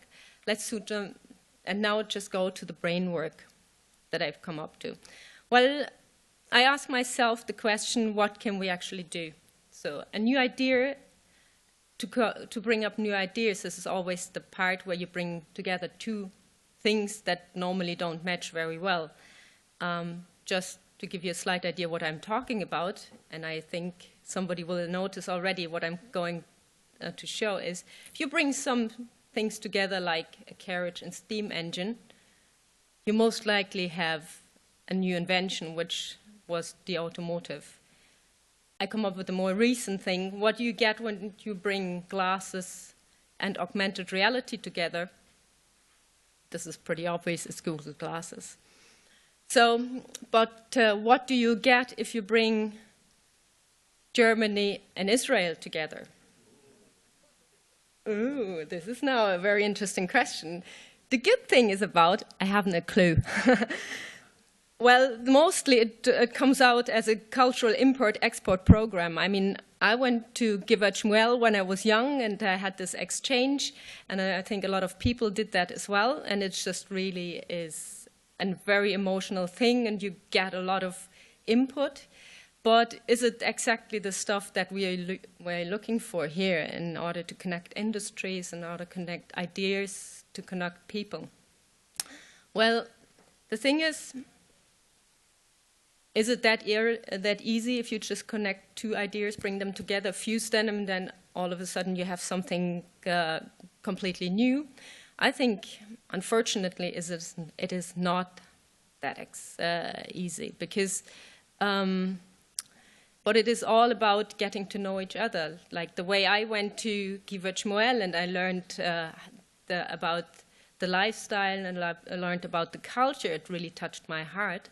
And if we want to bring companies together or industries, it's all about connecting hearts, and it's a one-to-one affair what we have, getting to know each other. But what I want to get boil the whole thing down to today is what is really the relevancy of the whole X-course. Because we have, in order to get people together, we really have to find the core message that that your heart is being touched by. And if we find this, and I hope we'll touch it today, then you can actually set it up. Origin of life is written here. So it's then our origin of life and creativity, and from there we can sprout the ideas and plant new branches. And the more disciplines we can weave into the whole thing, the more interesting it gets. But what we can also do is, in order to connect people and in order to get them going, we have to give people the information about what is happening. So what we can do as a hardware, we're not talking about the emotional aspects at the moment, is we could create platforms, what is already happening mostly everywhere, but platforms with really energetic people. So I just called it the excellence platform, because if you have people who are really energetic, they come out with more passion and with more energy, and then they can actually not only do their core business, but also go the extra mile and connect with other people and set up more projects. Of course, if you have them, then you can connect them one by one. What we do at Create Berlin is we do interdisciplinary exhibitions, and then you get really amazing works coming out if you just connect people who from completely different disciplines who do not know each other, and they have to work on different subjects. Then you do the matchmaking, which is bring the industry into the whole equation, and then get that flying, and then award it for the best ideas, for the best entrepreneurs, for the best, we have to come up with what the best will be. And this is already a good mechanism to start the whole dialogue. But this is just the hardware. As I said, what we need also is the more emotional part of the whole thing. And this is, of course, we have to create experiences, because touching heart is always about a personal experience. We have to tell stories to get people involved. We have to tell their stories. We have to tell the stories of things that came out of the whole project. And we have to make it easy and fun. Easy access shouldn't be complicated, and most of all, it should be fun and not just... We Germans tend to go a bit for the hard side. It comes from probably because passion in Germany translates to Leidenschaft. Aus Leiden schaffen, which means you have to do something by suffering. That is this is the translation from Leidenschaft, passion.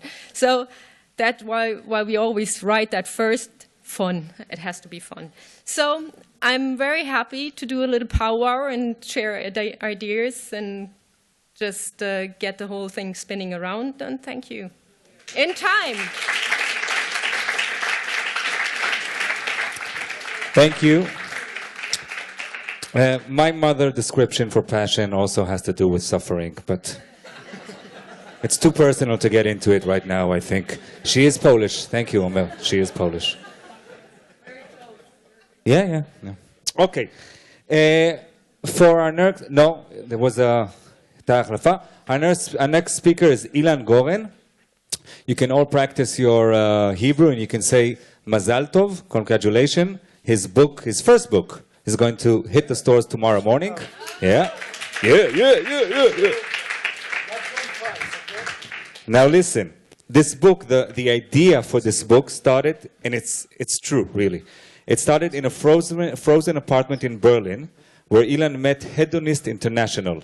It's a bunch of anarchists that were dancing naked the whole night long. That is true. That is true. This is how we met. We're not going to do it no, here I'm now. kidding. No. The idea of the book started there and continues describing Ilan's life in Berlin as a reporter for Israel's leading news channel. Semi-leading, okay.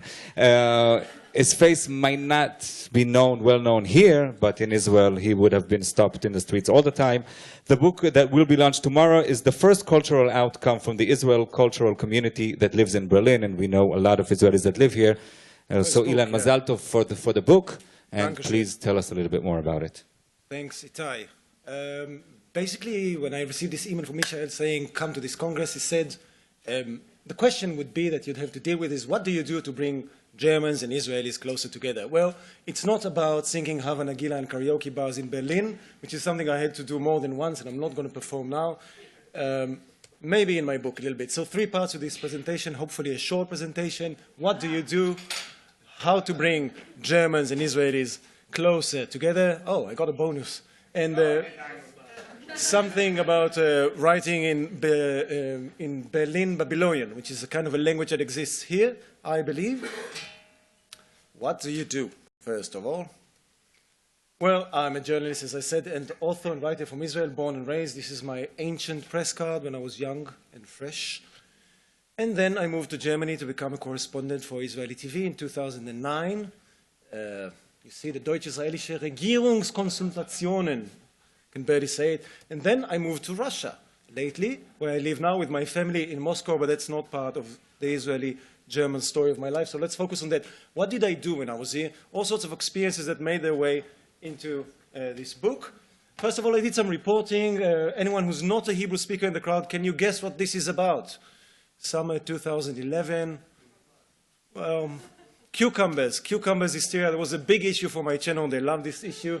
And I reported repeatedly from a fruit stall in Prenzlauer Berg about the dangers of contaminated cucumbers from Spain coming into Berlin. Exactly. My first Pulitzer was for that. But eventually the only disaster that happened that day was my T-shirt, of course, on screen on primetime TV. I jogged and I ran, and this is the marathon in Berlin, beautiful Berlin marathon. The weather was great, 10 degrees and raining. And then I socialized, of course, in Berlin, which means to go out with your friends, get completely wasted, and come back home, hopefully into your own bed. This is my neighbor's place, but anyway. And then there's understanding and observing a little bit of local culture. These guys allowed me to take this picture, by the way. There's no private issues here, privacy issues. Some people would say these are 2 guys, middle-aged men running naked in the forest, but this is FKK in Germany, Freikörperkultur, the free body culture. They explained it all to me, and it all made its way into the book. Wo bist du Motek? 75% of the headline is auf Deutsch in German, and a quarter of it is Motek, which means in Hebrew honey, or if you combine the whole thing, where are you, honey? Which is basically the question I received or I heard every morning over the phone from the producers at my news desk, at my channel. They would call me and say, honey, where are you? And I would say, I'm probably in my bed in Berlin, what do you want? And they would go like, we need you to go to Cologne right now and interview a Mossad agent that was arrested there. I'd say, okay. Or they would say, Motek, we need you to stand in front of a camera and have some German football fans pour champagne over your head because they won a football match.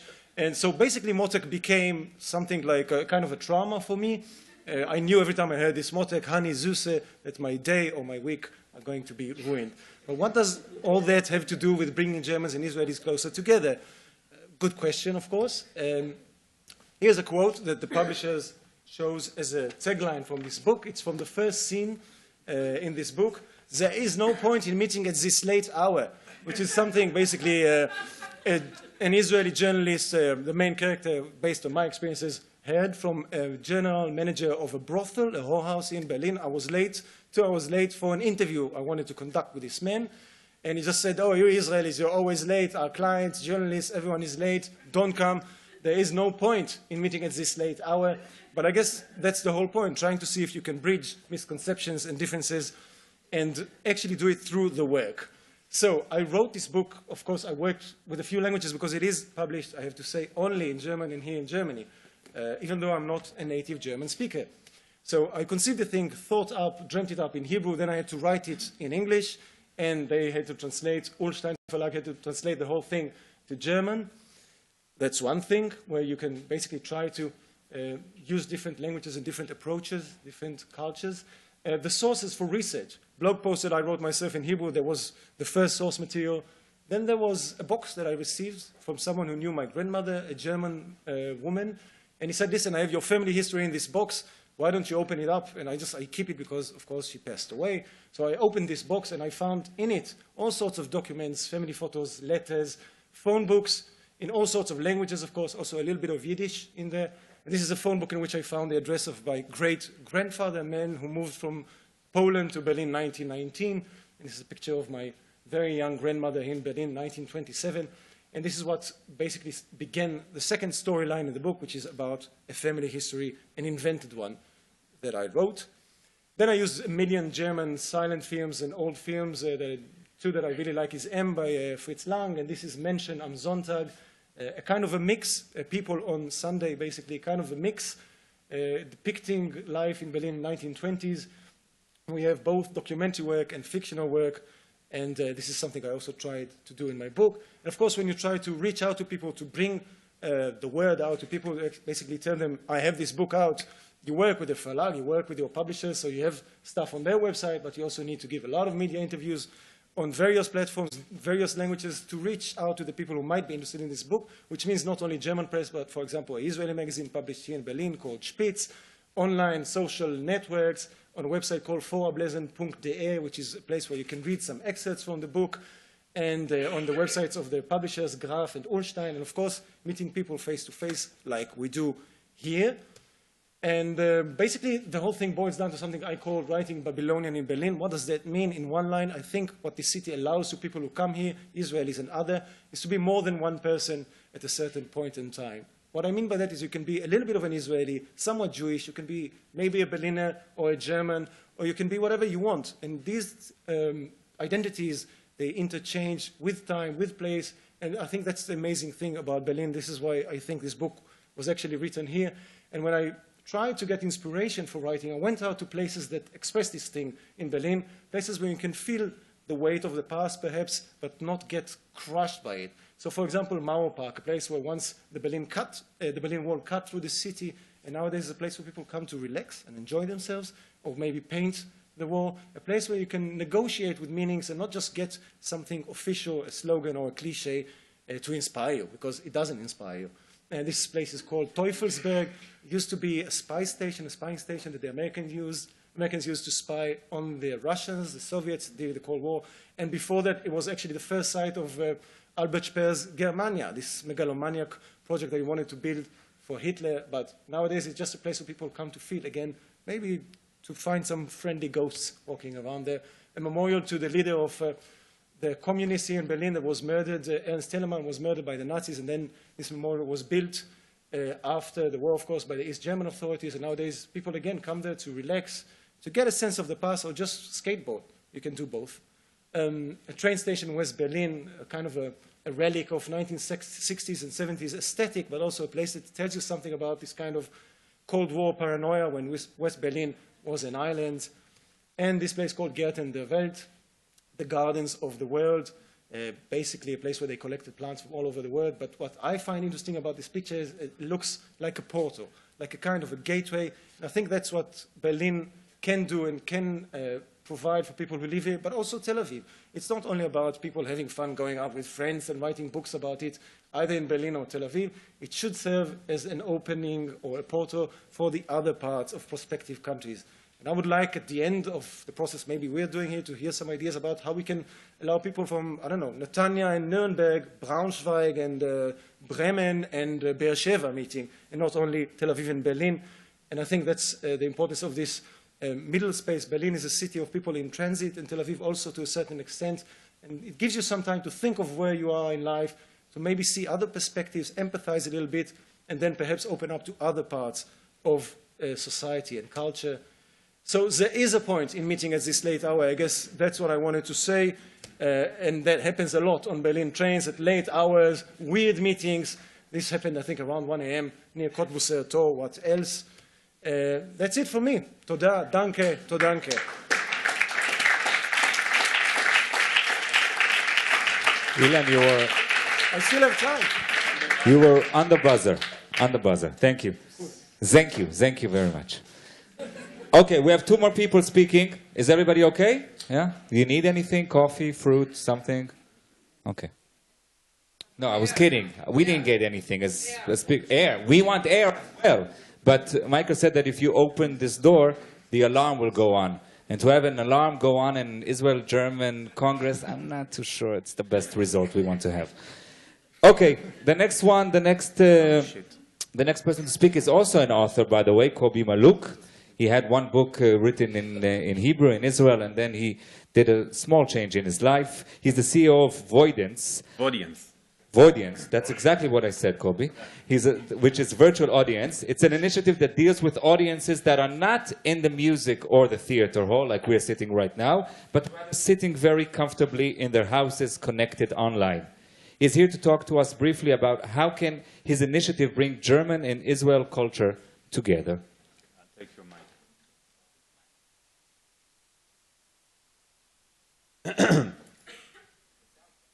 Yeah, I like to walk around with my mic. Yeah, okay. So hi everybody, my name is Kobi Maluk and I'm the CEO of Vodience, and the next 10 minutes is going to be about crowd visualization and virtual audience, and how do these two concepts can contribute to content consumption and therefore also to culture consumption. Oh, that's really not the... No, yeah, take it. It's not the right presentation. So Kobi was also an author, and he presented one book in his... No, you don't want to see me dance, believe me. Or sing. Toma, what? Okay. Any questions, remarks, things you want to share with us? Private stories? Ilan just shared so many private stories from his life here in Berlin. I mean,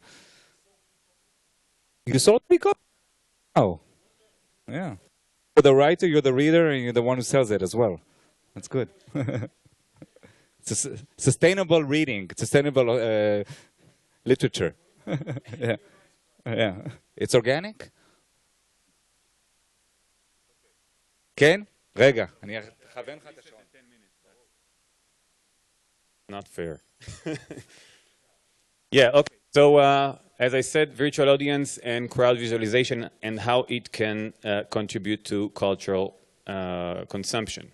So, before that, as all the other person did that, I'm also going to do that. I'm going to give you 4 surprisingly details about myself. I'm 39 years old, which is a surprise for me. For 12 years, I'm taking pills against hair loss. You can see here, this is before 12 years, and you see that I've made some, you see the improvement. I'm 191 meter tall, while my 3 sisters and parents do not pass 1 meter and 64. This is my father. It's really my father. Or this is at least this is what I was told. And I am the genuine and true inventor of Facebook. Now, I will elaborate just on the last detail. So, in 2001, I came with a great idea of having a web portal where people can get in with their identities or virtual identities and post some thoughts and poems and, you know, photos and things like that and share it with their friends. Facebook. And I was so enthusiastic with the idea that what I've done is that I immediately sat down on my computer and started to write a plot around it instead of starting to code it. And that was a very big mistake. So it took me 4 years to write a book around, you know, with characters. I've made up characters and very complicated relationship between them because I was working in a full-time job. Then it took me 2 years to find a publisher. In Israel, it's not that easy to do that. That he was willing to invest and publish my book, and 1 year of editing, and therefore, at the end of 2009, I've published my book, which is called פעמיים חיים בבקשה, Twice Life Please. The results were very poor. I've sold 1,500 copies, which is a lot for an anonymous writer, and I've made $0 out of it because the contract said that only after 2,000 copies I'm going to get some royalties. Now, if you take the other timeline of Mark Zuckerberg, in 2004, he invented Facebook. So everybody knows what happened then. In 2009, there were already 500 million users and a ridiculous amount of worth of the company. So that's what happened when you're making one small mistake. What is the conclusion of this lesson? There is just one conclusion that I've got it, and actually I implemented it. If you have a great idea for a book, write it in Java. That's it. And that's exactly what I've done. After 3 years, I came with another great idea. I hope so. This time I need to really prove it. And it's called Vaudience Virtual Audience. And what we're doing is very simple. We're taking people who are watching the same content at the same time. And it can be sports, it can be music concert, it can be whatever you can think of, but it has to be broadcasted. And we're visualizing them to characters. So you actually get into a broadcast. You choose your own avatar. I think that, Susan, in a way, you've talked about it in your projects. And then we've placed them into a live crowd. And what we're trying to achieve is a live audience experience. Now I'm going to show you a short clip. Second.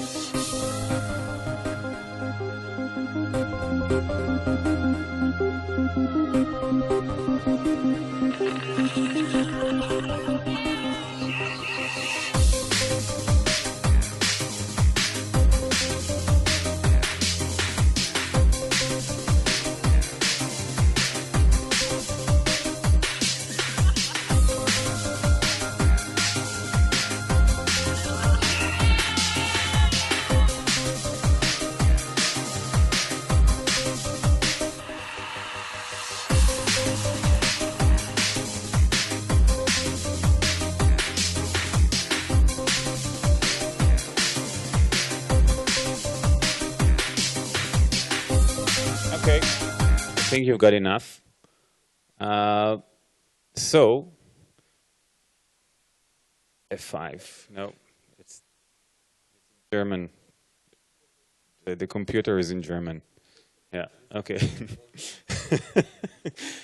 Okay, so just give you some ideas of how does it really work. I mean, at least what were the outcomes of adding virtual crowd to any kind of a broadcast. So we've partnered with Ynet, which is the largest web portal in Israel, and they broadcasted the games of Maccabi Tel Aviv in basketball. And what we've done with them is an A to B testing. We took the people who got into the broadcast. They had two choices. They could see the game without the virtual audience and with the virtual audience. And what we've seen is that if people got into the virtual audience, they made not almost, but in average of 35 interactions throughout the session, in average, which is a lot. Just try to do 35 things during a session. It's quite intensive. And the second thing is that we've measured the average spending time in front of the broadcast. And what we've seen is that the people who saw only the video without the audience saw about 7.5 minutes in average, and ours were about 27 minutes to even 31 some games, very popular games. So you can understand that there was like 400% of increase in that in the engagement. And I'm going to show you another clip now. Second. How it works.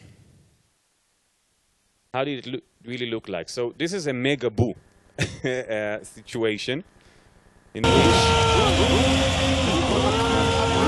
you can make a pose here. So this guy is now on the line. He's going to shoot us 2-3 throws, and everybody is booing at him because this is a Barcelona guy and he's playing in Tel Aviv, and everybody is booing. And the people who are booing in the stadium are correlating with the people who are booing here. So you can see he's booing, and these are people in underwear sitting in front of the television and booing with their avatar.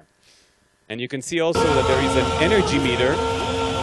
What we're doing is that we're taking the whole reactions and we're trying to get a state of mind of the crowd. So we're not just asking you if you like something or not. We're actually telling you, you can clap, you can yay, you can rip your hair out of your head. The idea is that we're taking the whole thing and we're trying to give you a kind of an energy meter. And when you get into a mega boost where everybody is booing together, our avatars and the crowd in the stadium. Yeah. Back to, yeah, I two more slides. But I don't know how to.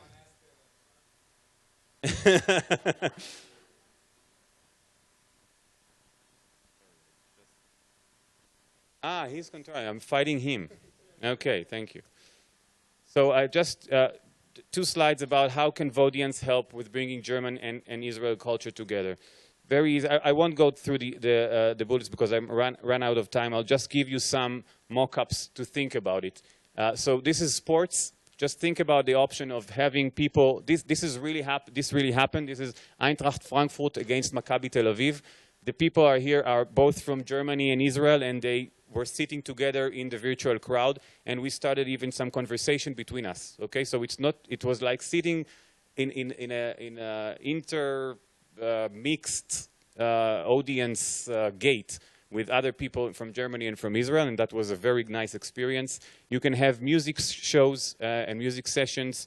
If you have new people who want to like making new formats like music context from your home, etc., etc. The options are actually a lot of options, let's say. So summary, Vodians is of course not a cultural thing. It's an enabler. It's an enabler to improve cultural events and to promote them. And thank you very much for your time. Thank you, Kobe. Thank you. When you had the German, Kobe, when you had the German and the Maccabi Tel Aviv team together in the audience, they can't fight at the end, huh? Ah, there was a fight. Okay, that's very important in football. Okay. Virtually kick you. Okay. Tov, Lila, are you ready? Or I was told to kill some time here.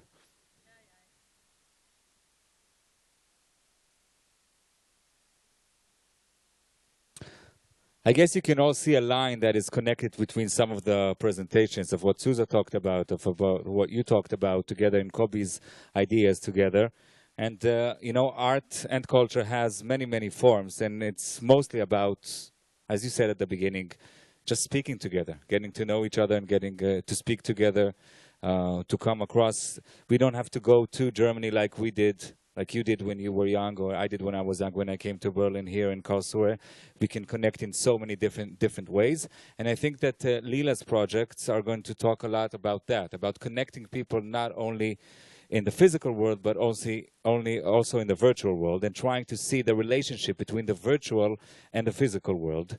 I must tell you, as somebody who has attended some of her projects, that they're mind-blowing and heart-opening in many, many ways, because they allow us to see reality in different ways and to get to know each other in many, many different aspects. The only problem with her things is that it's a very heavy presentation and there are many computers that needs to be changed in order for her to talk about it. But besides that, it's beautiful. It really is. So we'll just wait a few seconds.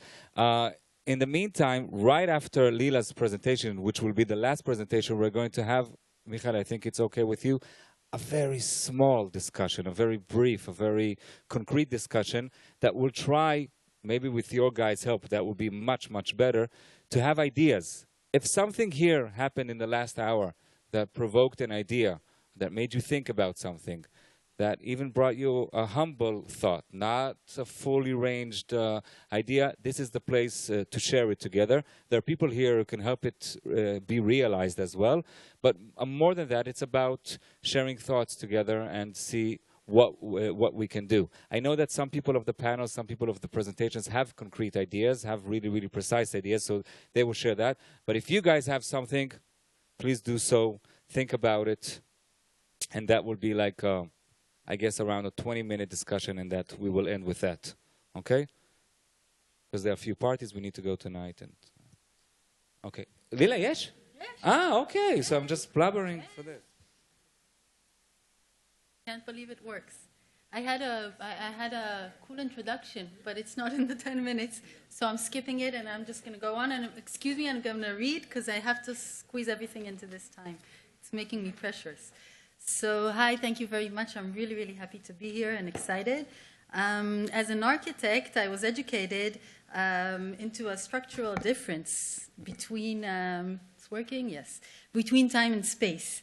I was taught that space has borders, it can be measured, and if you travel through space then, or through time, it's always in a straight line. But the spaces that I plan have a different set of concepts usually occurring in them. They're usually very temporal, they can be transformable, and react to humans that inhabit them. I like to think of spaces as organic entities that can grow, disappear, and create temporal disruptions of occurrences. Whenever we find ourselves in new spatial conditions, we grasp much more data than we can process, like the sounds, the smells, body gestures, and then we kind of sample them into a very condensed personal experience. My projects test these portals of experiences into different ways of experiencing space. The fact that I come from Israel makes this implementation even more crucial, as we live in a country that has very low degrees of freedom of movement. We have to fly everywhere. I hate flying. I'd like to show you 4 projects quickly that all deal with different ways of connecting people and different times, past, present, future, and different spaces. So the Pixel Hotel suggests to transform the lifeguard huts on the Tel Aviv beach that are closed during the winter season into personal temporal units to experience being a lifeguard for one night. It started in 2009 as an idea of friends of mine called Anytime Architects in Linz. They took urban empty holes in Linz and transformed them into a pixelated hotel. This way, each pixel tells a different story of a city. We suggested to take these lifeguard towers that are very attractive and untouchable pieces of real estate and have a lot of nostalgic memories of what Tel Aviv is and turn them into an experience for one night. Just imagine the view from the porch of a sunset. From a very real project to a virtual one, Meek is a global virtual platform that took 4 cities and created a digital place to meet people. It was commissioned by the European Union and the Bloomfield Science Museum, and I was asked to plan a virtual model of an ideal Jerusalem, based on participatory process of citizens that were asked just one question: what is your ideal Jerusalem? I was working with gaming technology, and it offered a virtual space for distant people to wander as avatars, the 3rd time today, and meet and interact. Actually, the citizens from Jerusalem had a very different picture of an ideal than all the other 3 citizens from 3 countries. It had a very serious anxiety of keeping distance from one another. So the model I planned, seen from the outside, was a pulsing conglomerate of semi-autonomous communities that kept the seclusion and expansion of each other. But once you enter the model, these collisions were replaced with layers of past and future and gave a kaleidoscopic view of what Jerusalem is.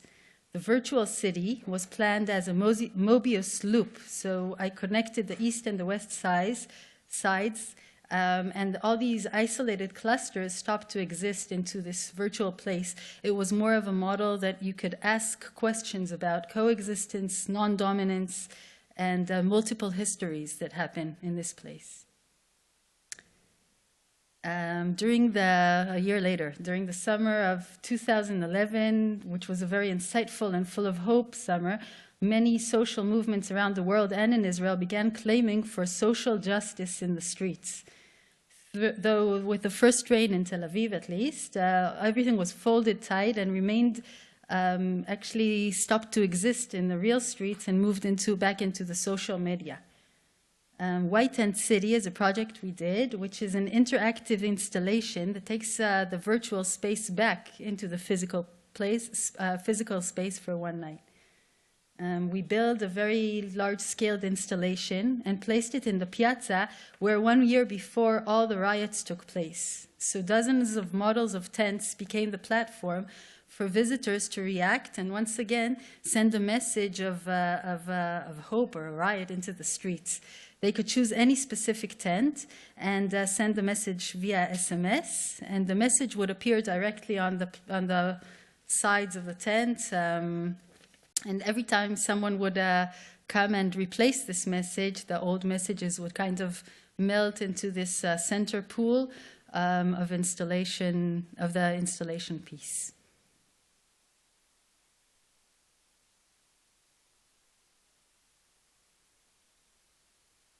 And the last project is Taxi Link. This is an interactive taxi that connects real-time taxi drivers in one city with passengers that are in a distant city. The experience is all done through live audio and visual streaming and is aimed to connect different places. It was first shown at Linz as part of Ars Electronica Festival during the celebrations of Linz as cultural capital in 2009. Alon Chitayat, which I brought a really nice photo of him here, my brother and my partner for all of these, for many of these projects, and I suggested to connect Linz with Jerusalem. So as Jules Verne's dream to cover the world in 80 days, here also it was a trip around the world, but the air balloon was replaced with cyber optic fibers and real-time technologies. We placed a static booth in one city, in the square of Linz, and a real taxi driver in Jerusalem that took them all to a live ride in the city.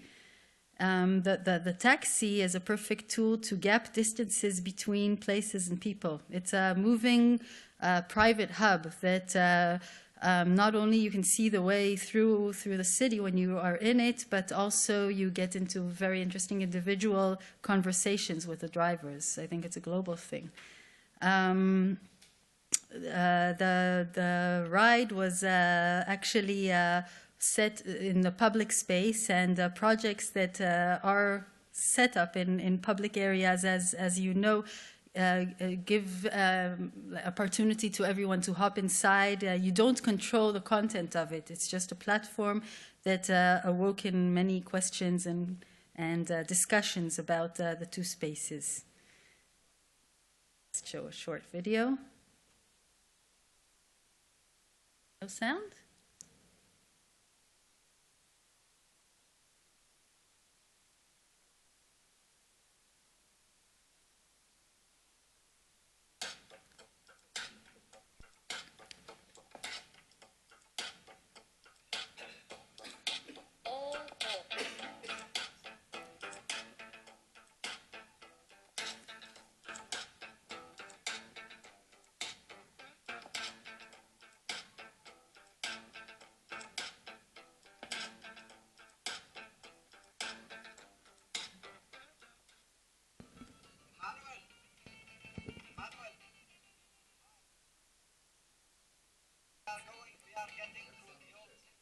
Taxi driver, okay.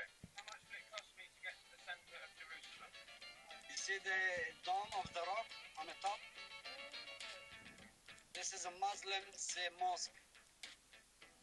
And down here, that's the entrance to the Western Wall. What is this man doing? This guy is selling some pictures about the church, inside the church and outside the church. You want to buy, Catherine? You want me to buy you one? Yeah, buy one. Here's yours that you want, okay? I'll send it for you by SMS.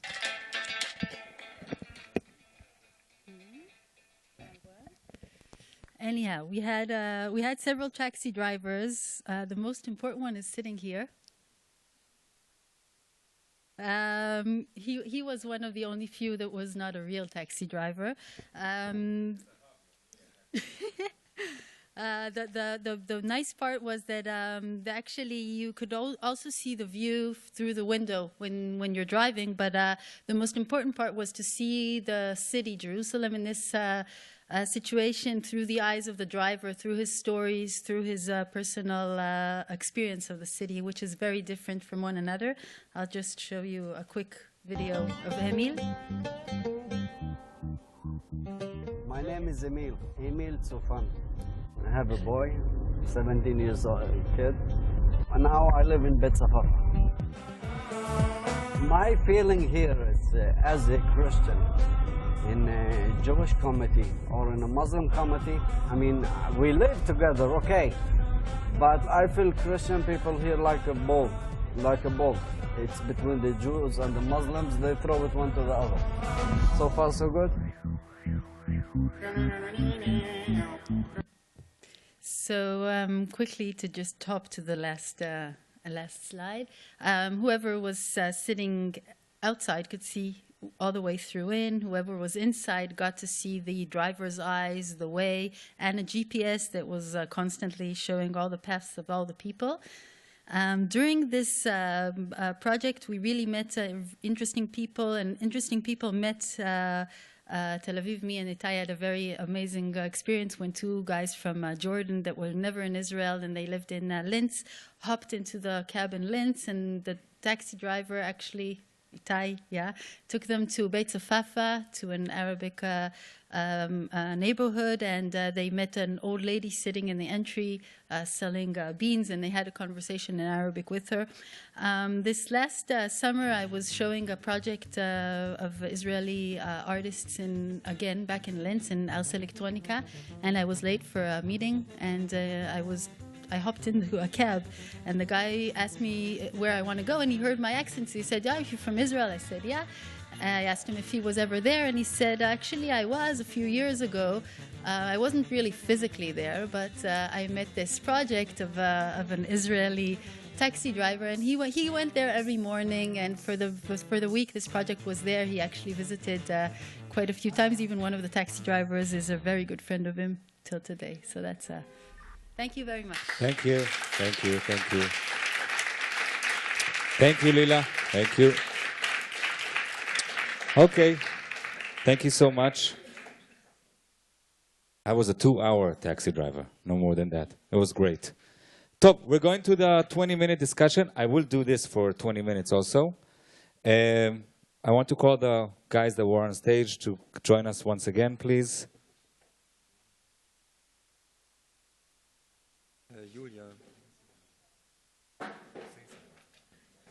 Julia will also join us, one of the partners of the whole Culture Lab, Medienbord Berlin-Brandenburg. So we are happy to have Julia von la Chevalerie also with us on stage. And Itai, don't be too strict with the time. We can easily go until 6. But What then, time is it now? At 6 we want to start. What time is it now? 1:30. Okay.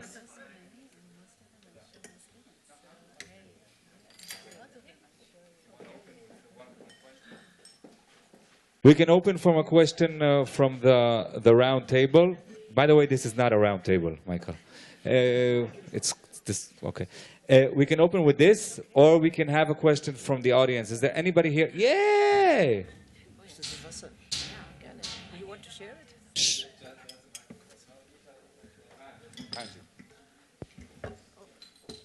I was interested in the idea about Susa Pop, about this interactive seeing the eye from another town or other country into another town. And I was questioning if there already is a big jelly touch screen who can touch other people in other countries, if there's already some projects or some ideas about this, like having a touch screen make a kind of a high five, and somebody in another country can feel this touch or something like this? Actually, there are some projects when people touch the screen, but not touching other people. And yes, and there's what I receive very often, PFSNK newsletter, and they have a lot of things of the internet, you know, Internet of Things. And there are already existing kind of hug T-shirts or jackets. So when you have the feeling to hug your then you feel it, and the other person also feels it. This is, yes, shortly what comes into my mind. But yeah, good idea actually to touch. It's. I think there are lots of projects, and the body plays a big role to bring it in a physical, yes, in a physical manner to present it. And there were projects also at Ars Electronica where the EEG vibrations, for example, the frequencies were measured and connected with another city. So two people sitting in front of a screen or a media facade and connected through EEG helmets. And then when they have the same frequency, there was a certain color or a certain pulse that made it visible. So, but the body plays a very big role, and I think it's a very good issue what you brought in. I think that the beauty of these projects is what Lila said just before that they are platforms. That is not content that is given to you from A to Z, but it's just a platform to allow all of us to participate. And when all of us participate, maybe we can refer to it as new public art. When all of us participate in it, then something new comes out, and mostly something surprising comes out that we as creators cannot even mention, could not even think about before that. Another thing from the audience? Yes. Hi, thank you. Hi, it was very full of inspiration for me. My name is Itai. I'm a theater director from Israel, and I have a few questions. Well, it's obvious for me that as humanity goes on, the technology takes its place, and there were really amazingly ideas here for me. What do you think? Do you think that maybe this Congress is about the dialogue between Israel and Germany? And for me, as a theater director, there's nothing as a really live dialogue between people. Because as technology goes on, the human experience goes aside. And even if you communicate with someone from your screen, it doesn't really, as sitting with him eye to eye in a room, talking with him, feeling him, smelling him. So what is the balance for you of the technology point of view, and where is the really our duty and responsibility to keep the human live experience? As Mr. Martin said in the beginning, art is a form of hope, and there's nothing for me as hope like really holding someone's hand and feeling the material, feeling the soul of it. So this is the first question. Yes, guys, volunteer. Or do you want to SMS the answer?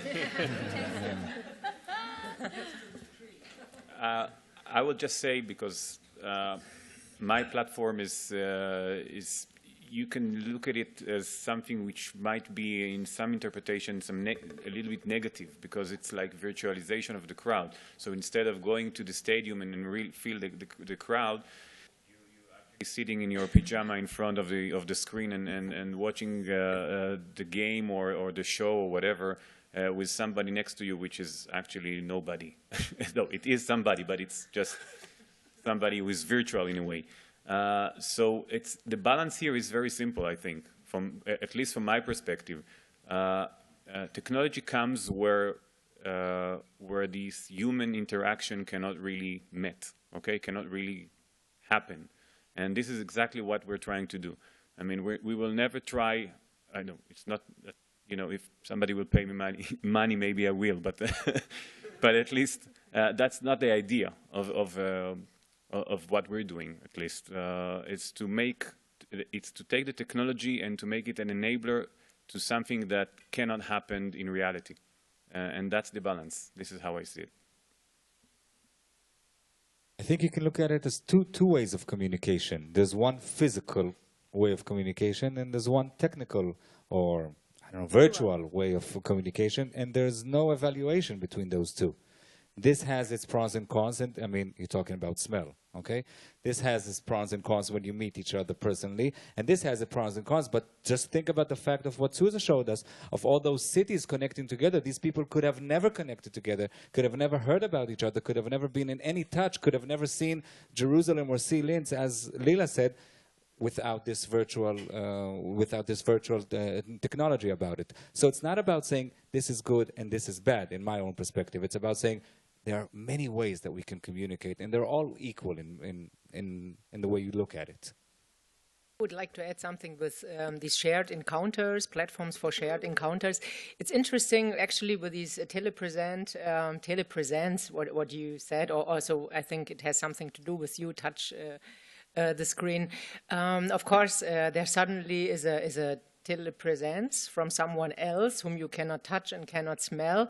But as the people have a common experience with this telepresent, whatever figure, there starts, how can I say, a very strong moment of community, for example, in front of the screen. We several times experienced when someone is saying, oh, look, over there, you are connected with Helsinki in real time, that the people really start experiences what they never would do. They take their hands and dance a circle in the public space, or they all together run from one side to the other, and this normally nobody would do with strangers, to decide that we dance now a circle to see whether it's functioning in real time, and this is then always this physical touch level what starts, and why the reason why I would say platforms for shared encounters. You had another one? Itai, you had another question, or anybody else here? He's trying to be the polite Israeli. It's a role. It's an avatar. It doesn't really exist in... Anybody? Yalla. So... The next question is, as I saw all the ideas, it wasn't really for me, as an Israeli, as a Jew, as a third generation for the Holocaust, it wasn't for me specific relevant for Israeli and German. It was for me really a global way of communicating, trying to form a new way of perception and balance between communities. But I didn't get the idea where actually the past, the specific past, the specific relations between Germany and Israel takes place here.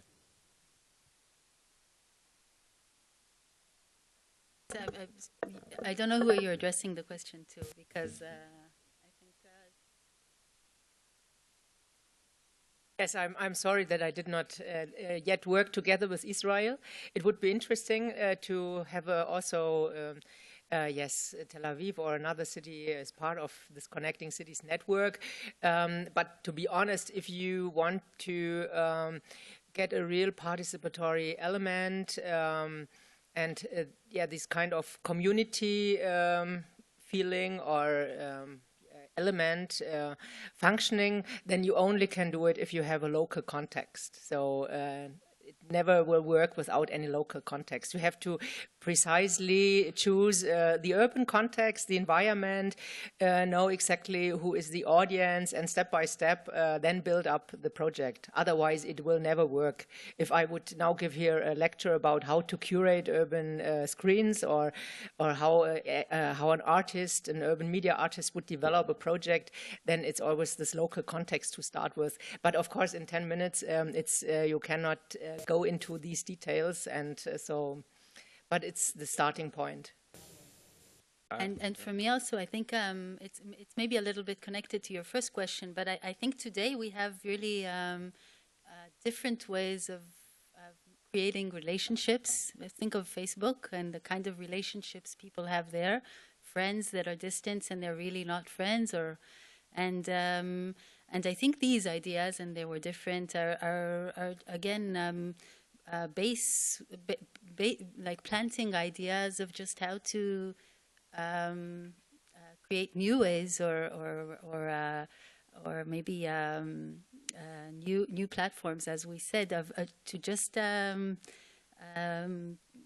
integrate things that should not be integrated, and also Israel-German relationship. I think when we come as artists from Israel, a lot of what we do has to do with our coming from our background, but not only. I don't think we can always act as Israeli artists connecting with other places in the world. I know European artists don't always have this flag of where they're coming from, and so I think it's embedded in the way we think, maybe in some projects, and some don't. It's just ways that I think many ideas that came up here could connect any other places. It's well, I don't see it as a flag. I see it as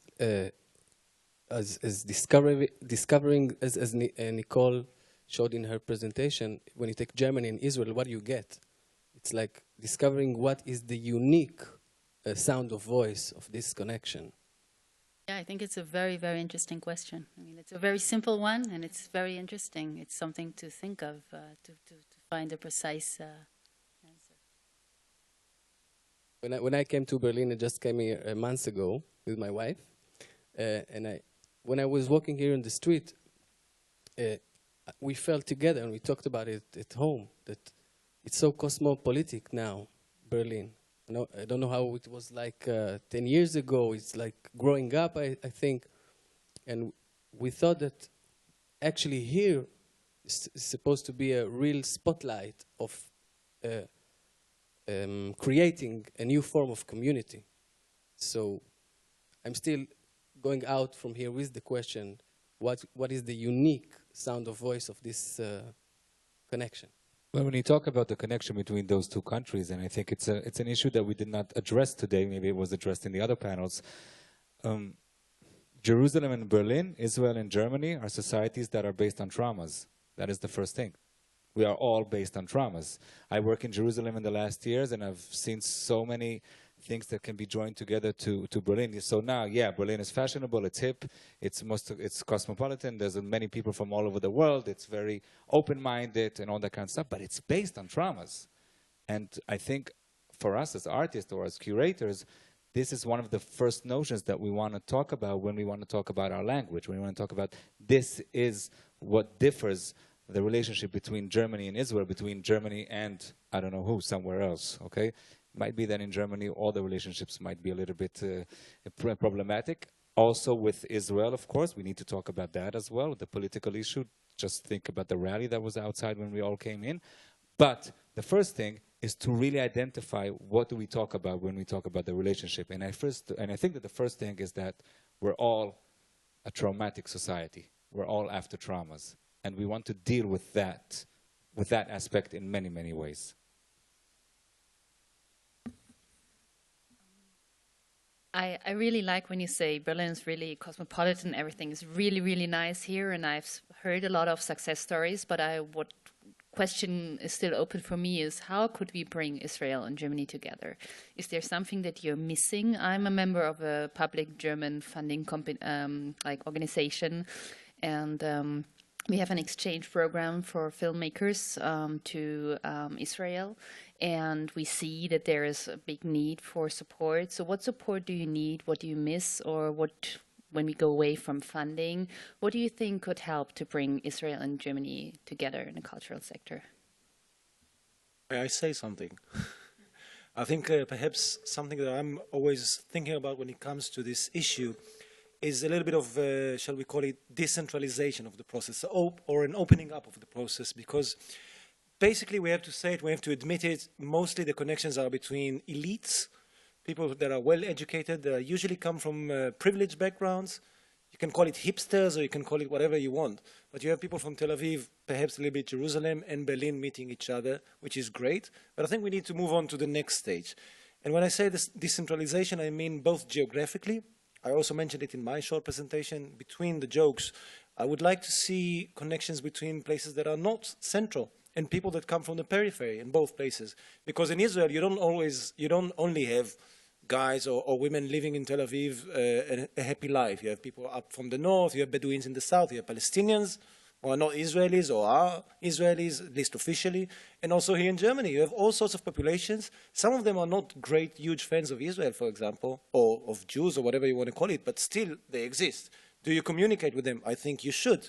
That's one thing. And secondly, in terms of the forums, the platforms, the media, conferences and congresses are great, but I think we need to go to the places where people are. And when it comes, for example, to young people, mostly online, I would say, how can we do this? And I think a little bit what you do is, of course, a good step in that forward, but more of that. Is there some sort of a digital forward, whatever you want to call it, a social network? Is there anything that we can do in this direction to a little bit open up the field? Because I think that's an important way to the future.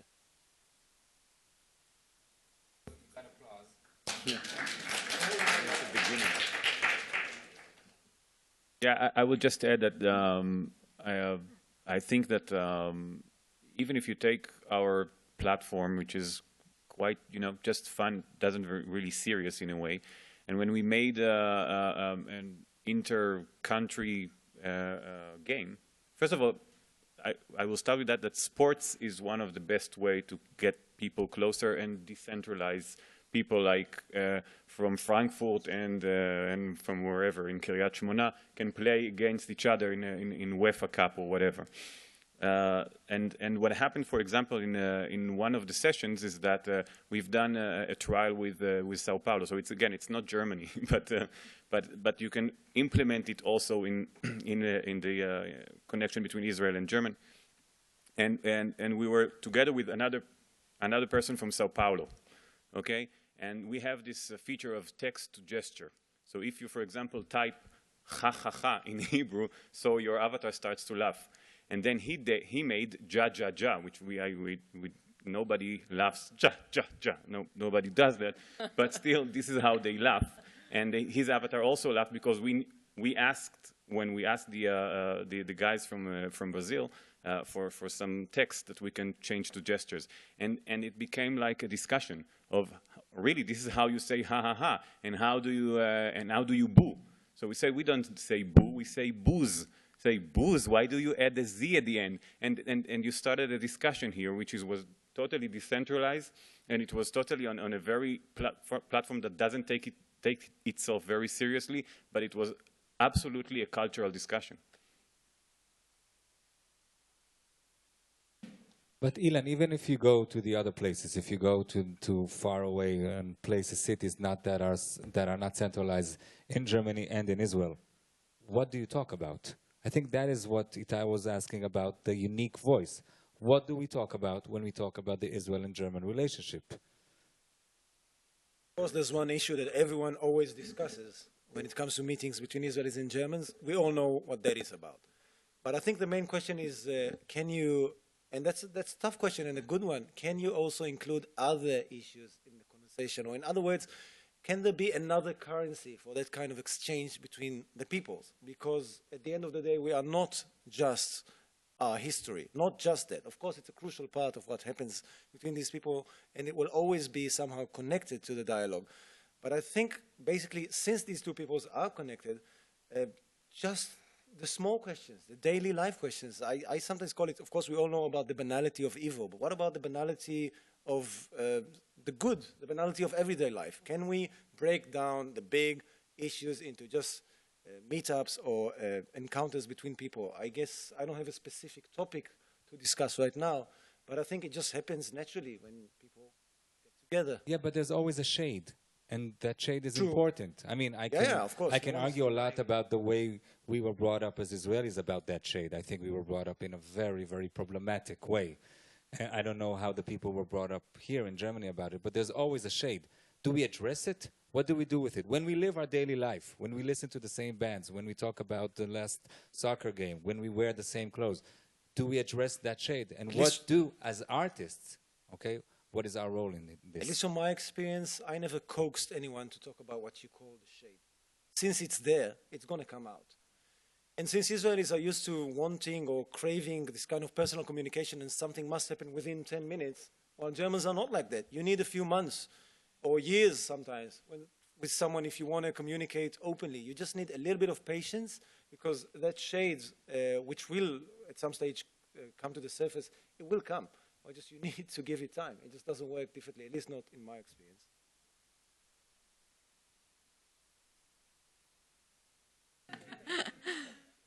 Yes, the man with the suit here in front of us. We never know, we don't know him, right? Like magicians, Yeah. they don't have people in the crowd, you know. My name is Michael. Nice to meet you, Michael. We love you, Michael. Thank you. When I was curating this lab, I was thinking about normalization of the context. That's why we invited people, especially who don't have the joint background. And that's why they didn't really necessarily have programs running which happened in Israel and Germany, to say, okay, what Ilan said, hey, let's take the next stage. Let's go to the next step of joint corporations and trying out how we could live together and do joint programs or projects. And I was thinking, I want to address Nicole, who had in her presentation this actually very, very smart idea of, okay, plus and 1 + 1 is whatever, 42 perhaps. But you had some ideas of how to start it by like just bringing people together and then see perhaps what happens or whatever. Perhaps you can elaborate a bit more on your experiences or ideas on what could happen.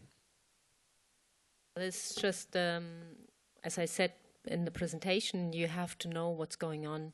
And this is the most crucial part of the whole equation, because if you do not know that there is a Congress, you can't go to it, you can't meet the people. If you can't meet the people, you do not know the story. If you don't know the story, you can't love it, you can't get involved in the whole thing. And this is where it all starts. And so the more public you make this process, the more people you can get involved. And then what I always like is, I like meeting people and I like sharing stories and I like to just get to know about the differences. But then I like to continue the whole story through working together, because normally we have a very tight schedule. Everybody who's running a business or projects, it is very difficult to fit anything on top in a life, especially if you've got a family and so on and so forth.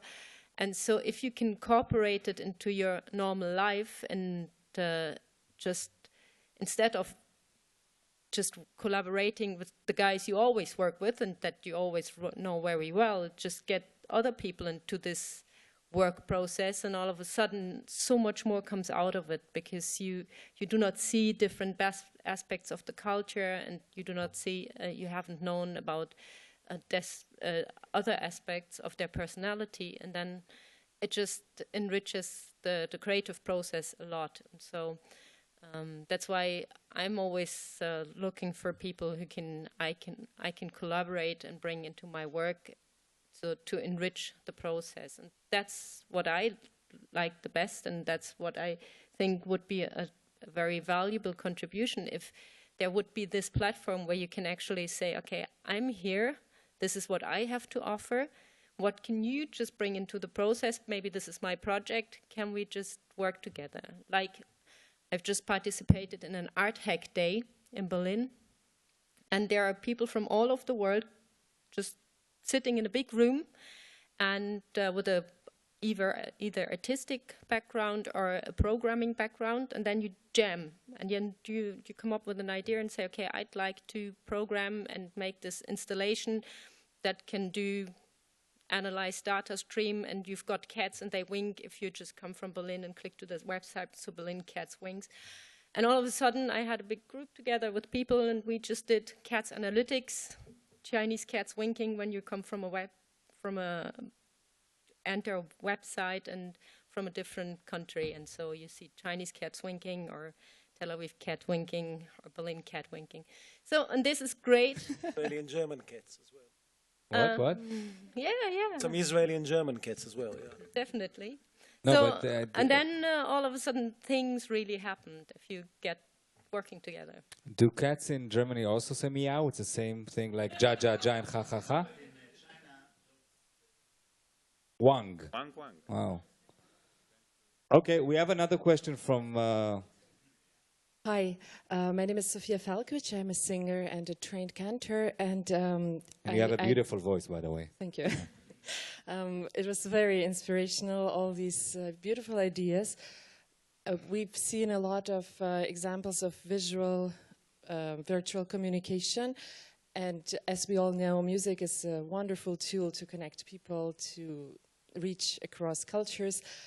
And I was wondering, what do you think about an idea, or what would be a platform, and what are the challenges that you can see if there would be something like a singer connecting with another singer in another city, or a singer teaching something that is not part of the culture of the other country, like a liturgical song to the crowd, and how would you see this possible?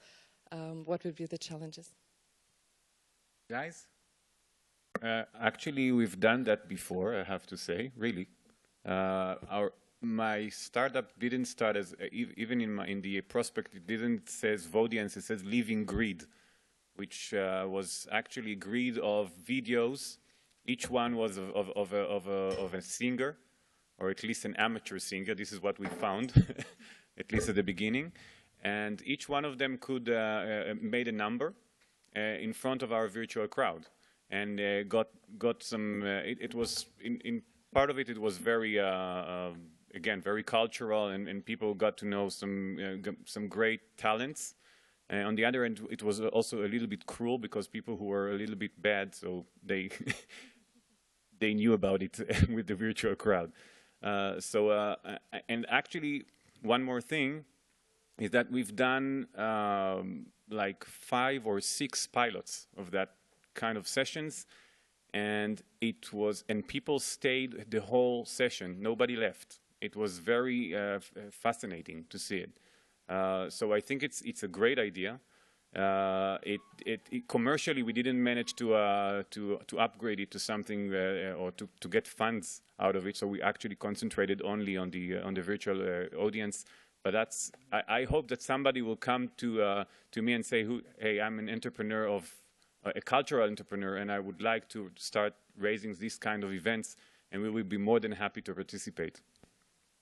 Okay, this is the last remark. We will end with something that I want to show you on the computer that has, that has to do with the question that you asked. One note, one sentence. I'll ask the same question, everybody. In order to improve the cultural connections between Germany and Israel, we need to do? Ilan? Talk. We need to do, Susan? To meet in daily life situations. Okay. Lila? Play. Play. Connect the people at their hearts. Opa? Lila took my idea. Okay. Steal ideas from somebody. Julia? Stay curious. Wow. I think that's a nice conclusion of what we should do. Thank you guys so much for being with us. It was fun. I would like to end with this. You were talking about connecting people. Does anybody here know an artist called Kutiman? Thank you. He became pretty famous by doing something called Through You. He took videos of YouTubes of people just playing with themselves. One person on a guitar, one person on drums, or one person doing vocals, and he mixed them all together into something which is called Through You. It became huge all over the world. People who did not know anybody, they just uploaded their own YouTube videos, short clips, just for their own fun, like very, very small, not something with the big views. He connected them together. There were more than 200 musicians over there on that YouTube, and it became a big sensation. And I think it redefined about the question about what do we talk about when we talk about creating together.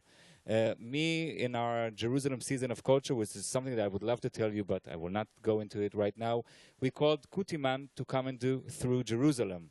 He did through Krakow later on. Now he did through Tokyo. He's doing through New York. Maybe he will do through Berlin as well.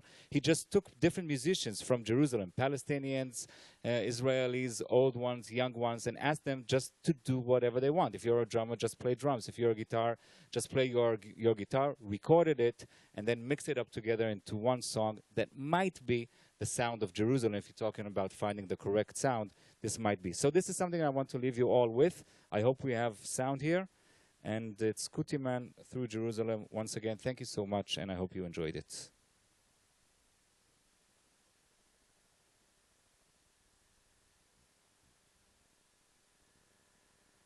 Do I have to press play? Yes, yes, you have to do that. With the triangle? Yeah, you press it.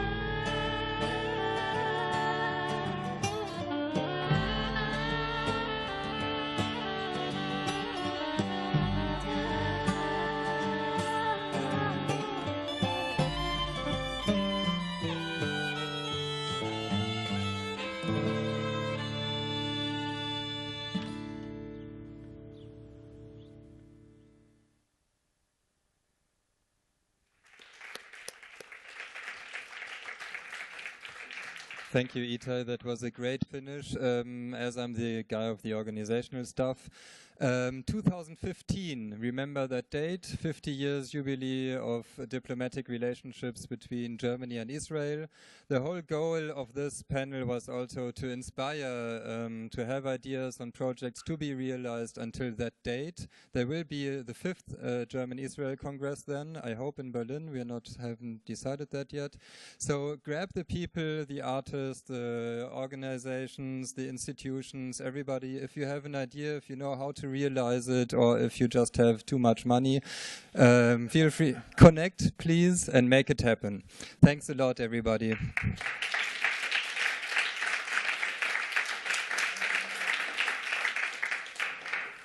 I was about to say something about there's a lottery or a game. Do you know anybody buy tickets for the game? Something like that? Does anybody have a clue of what I'm talking about? Huh? Truffle. Yeah, it's on the ground floor. That's it.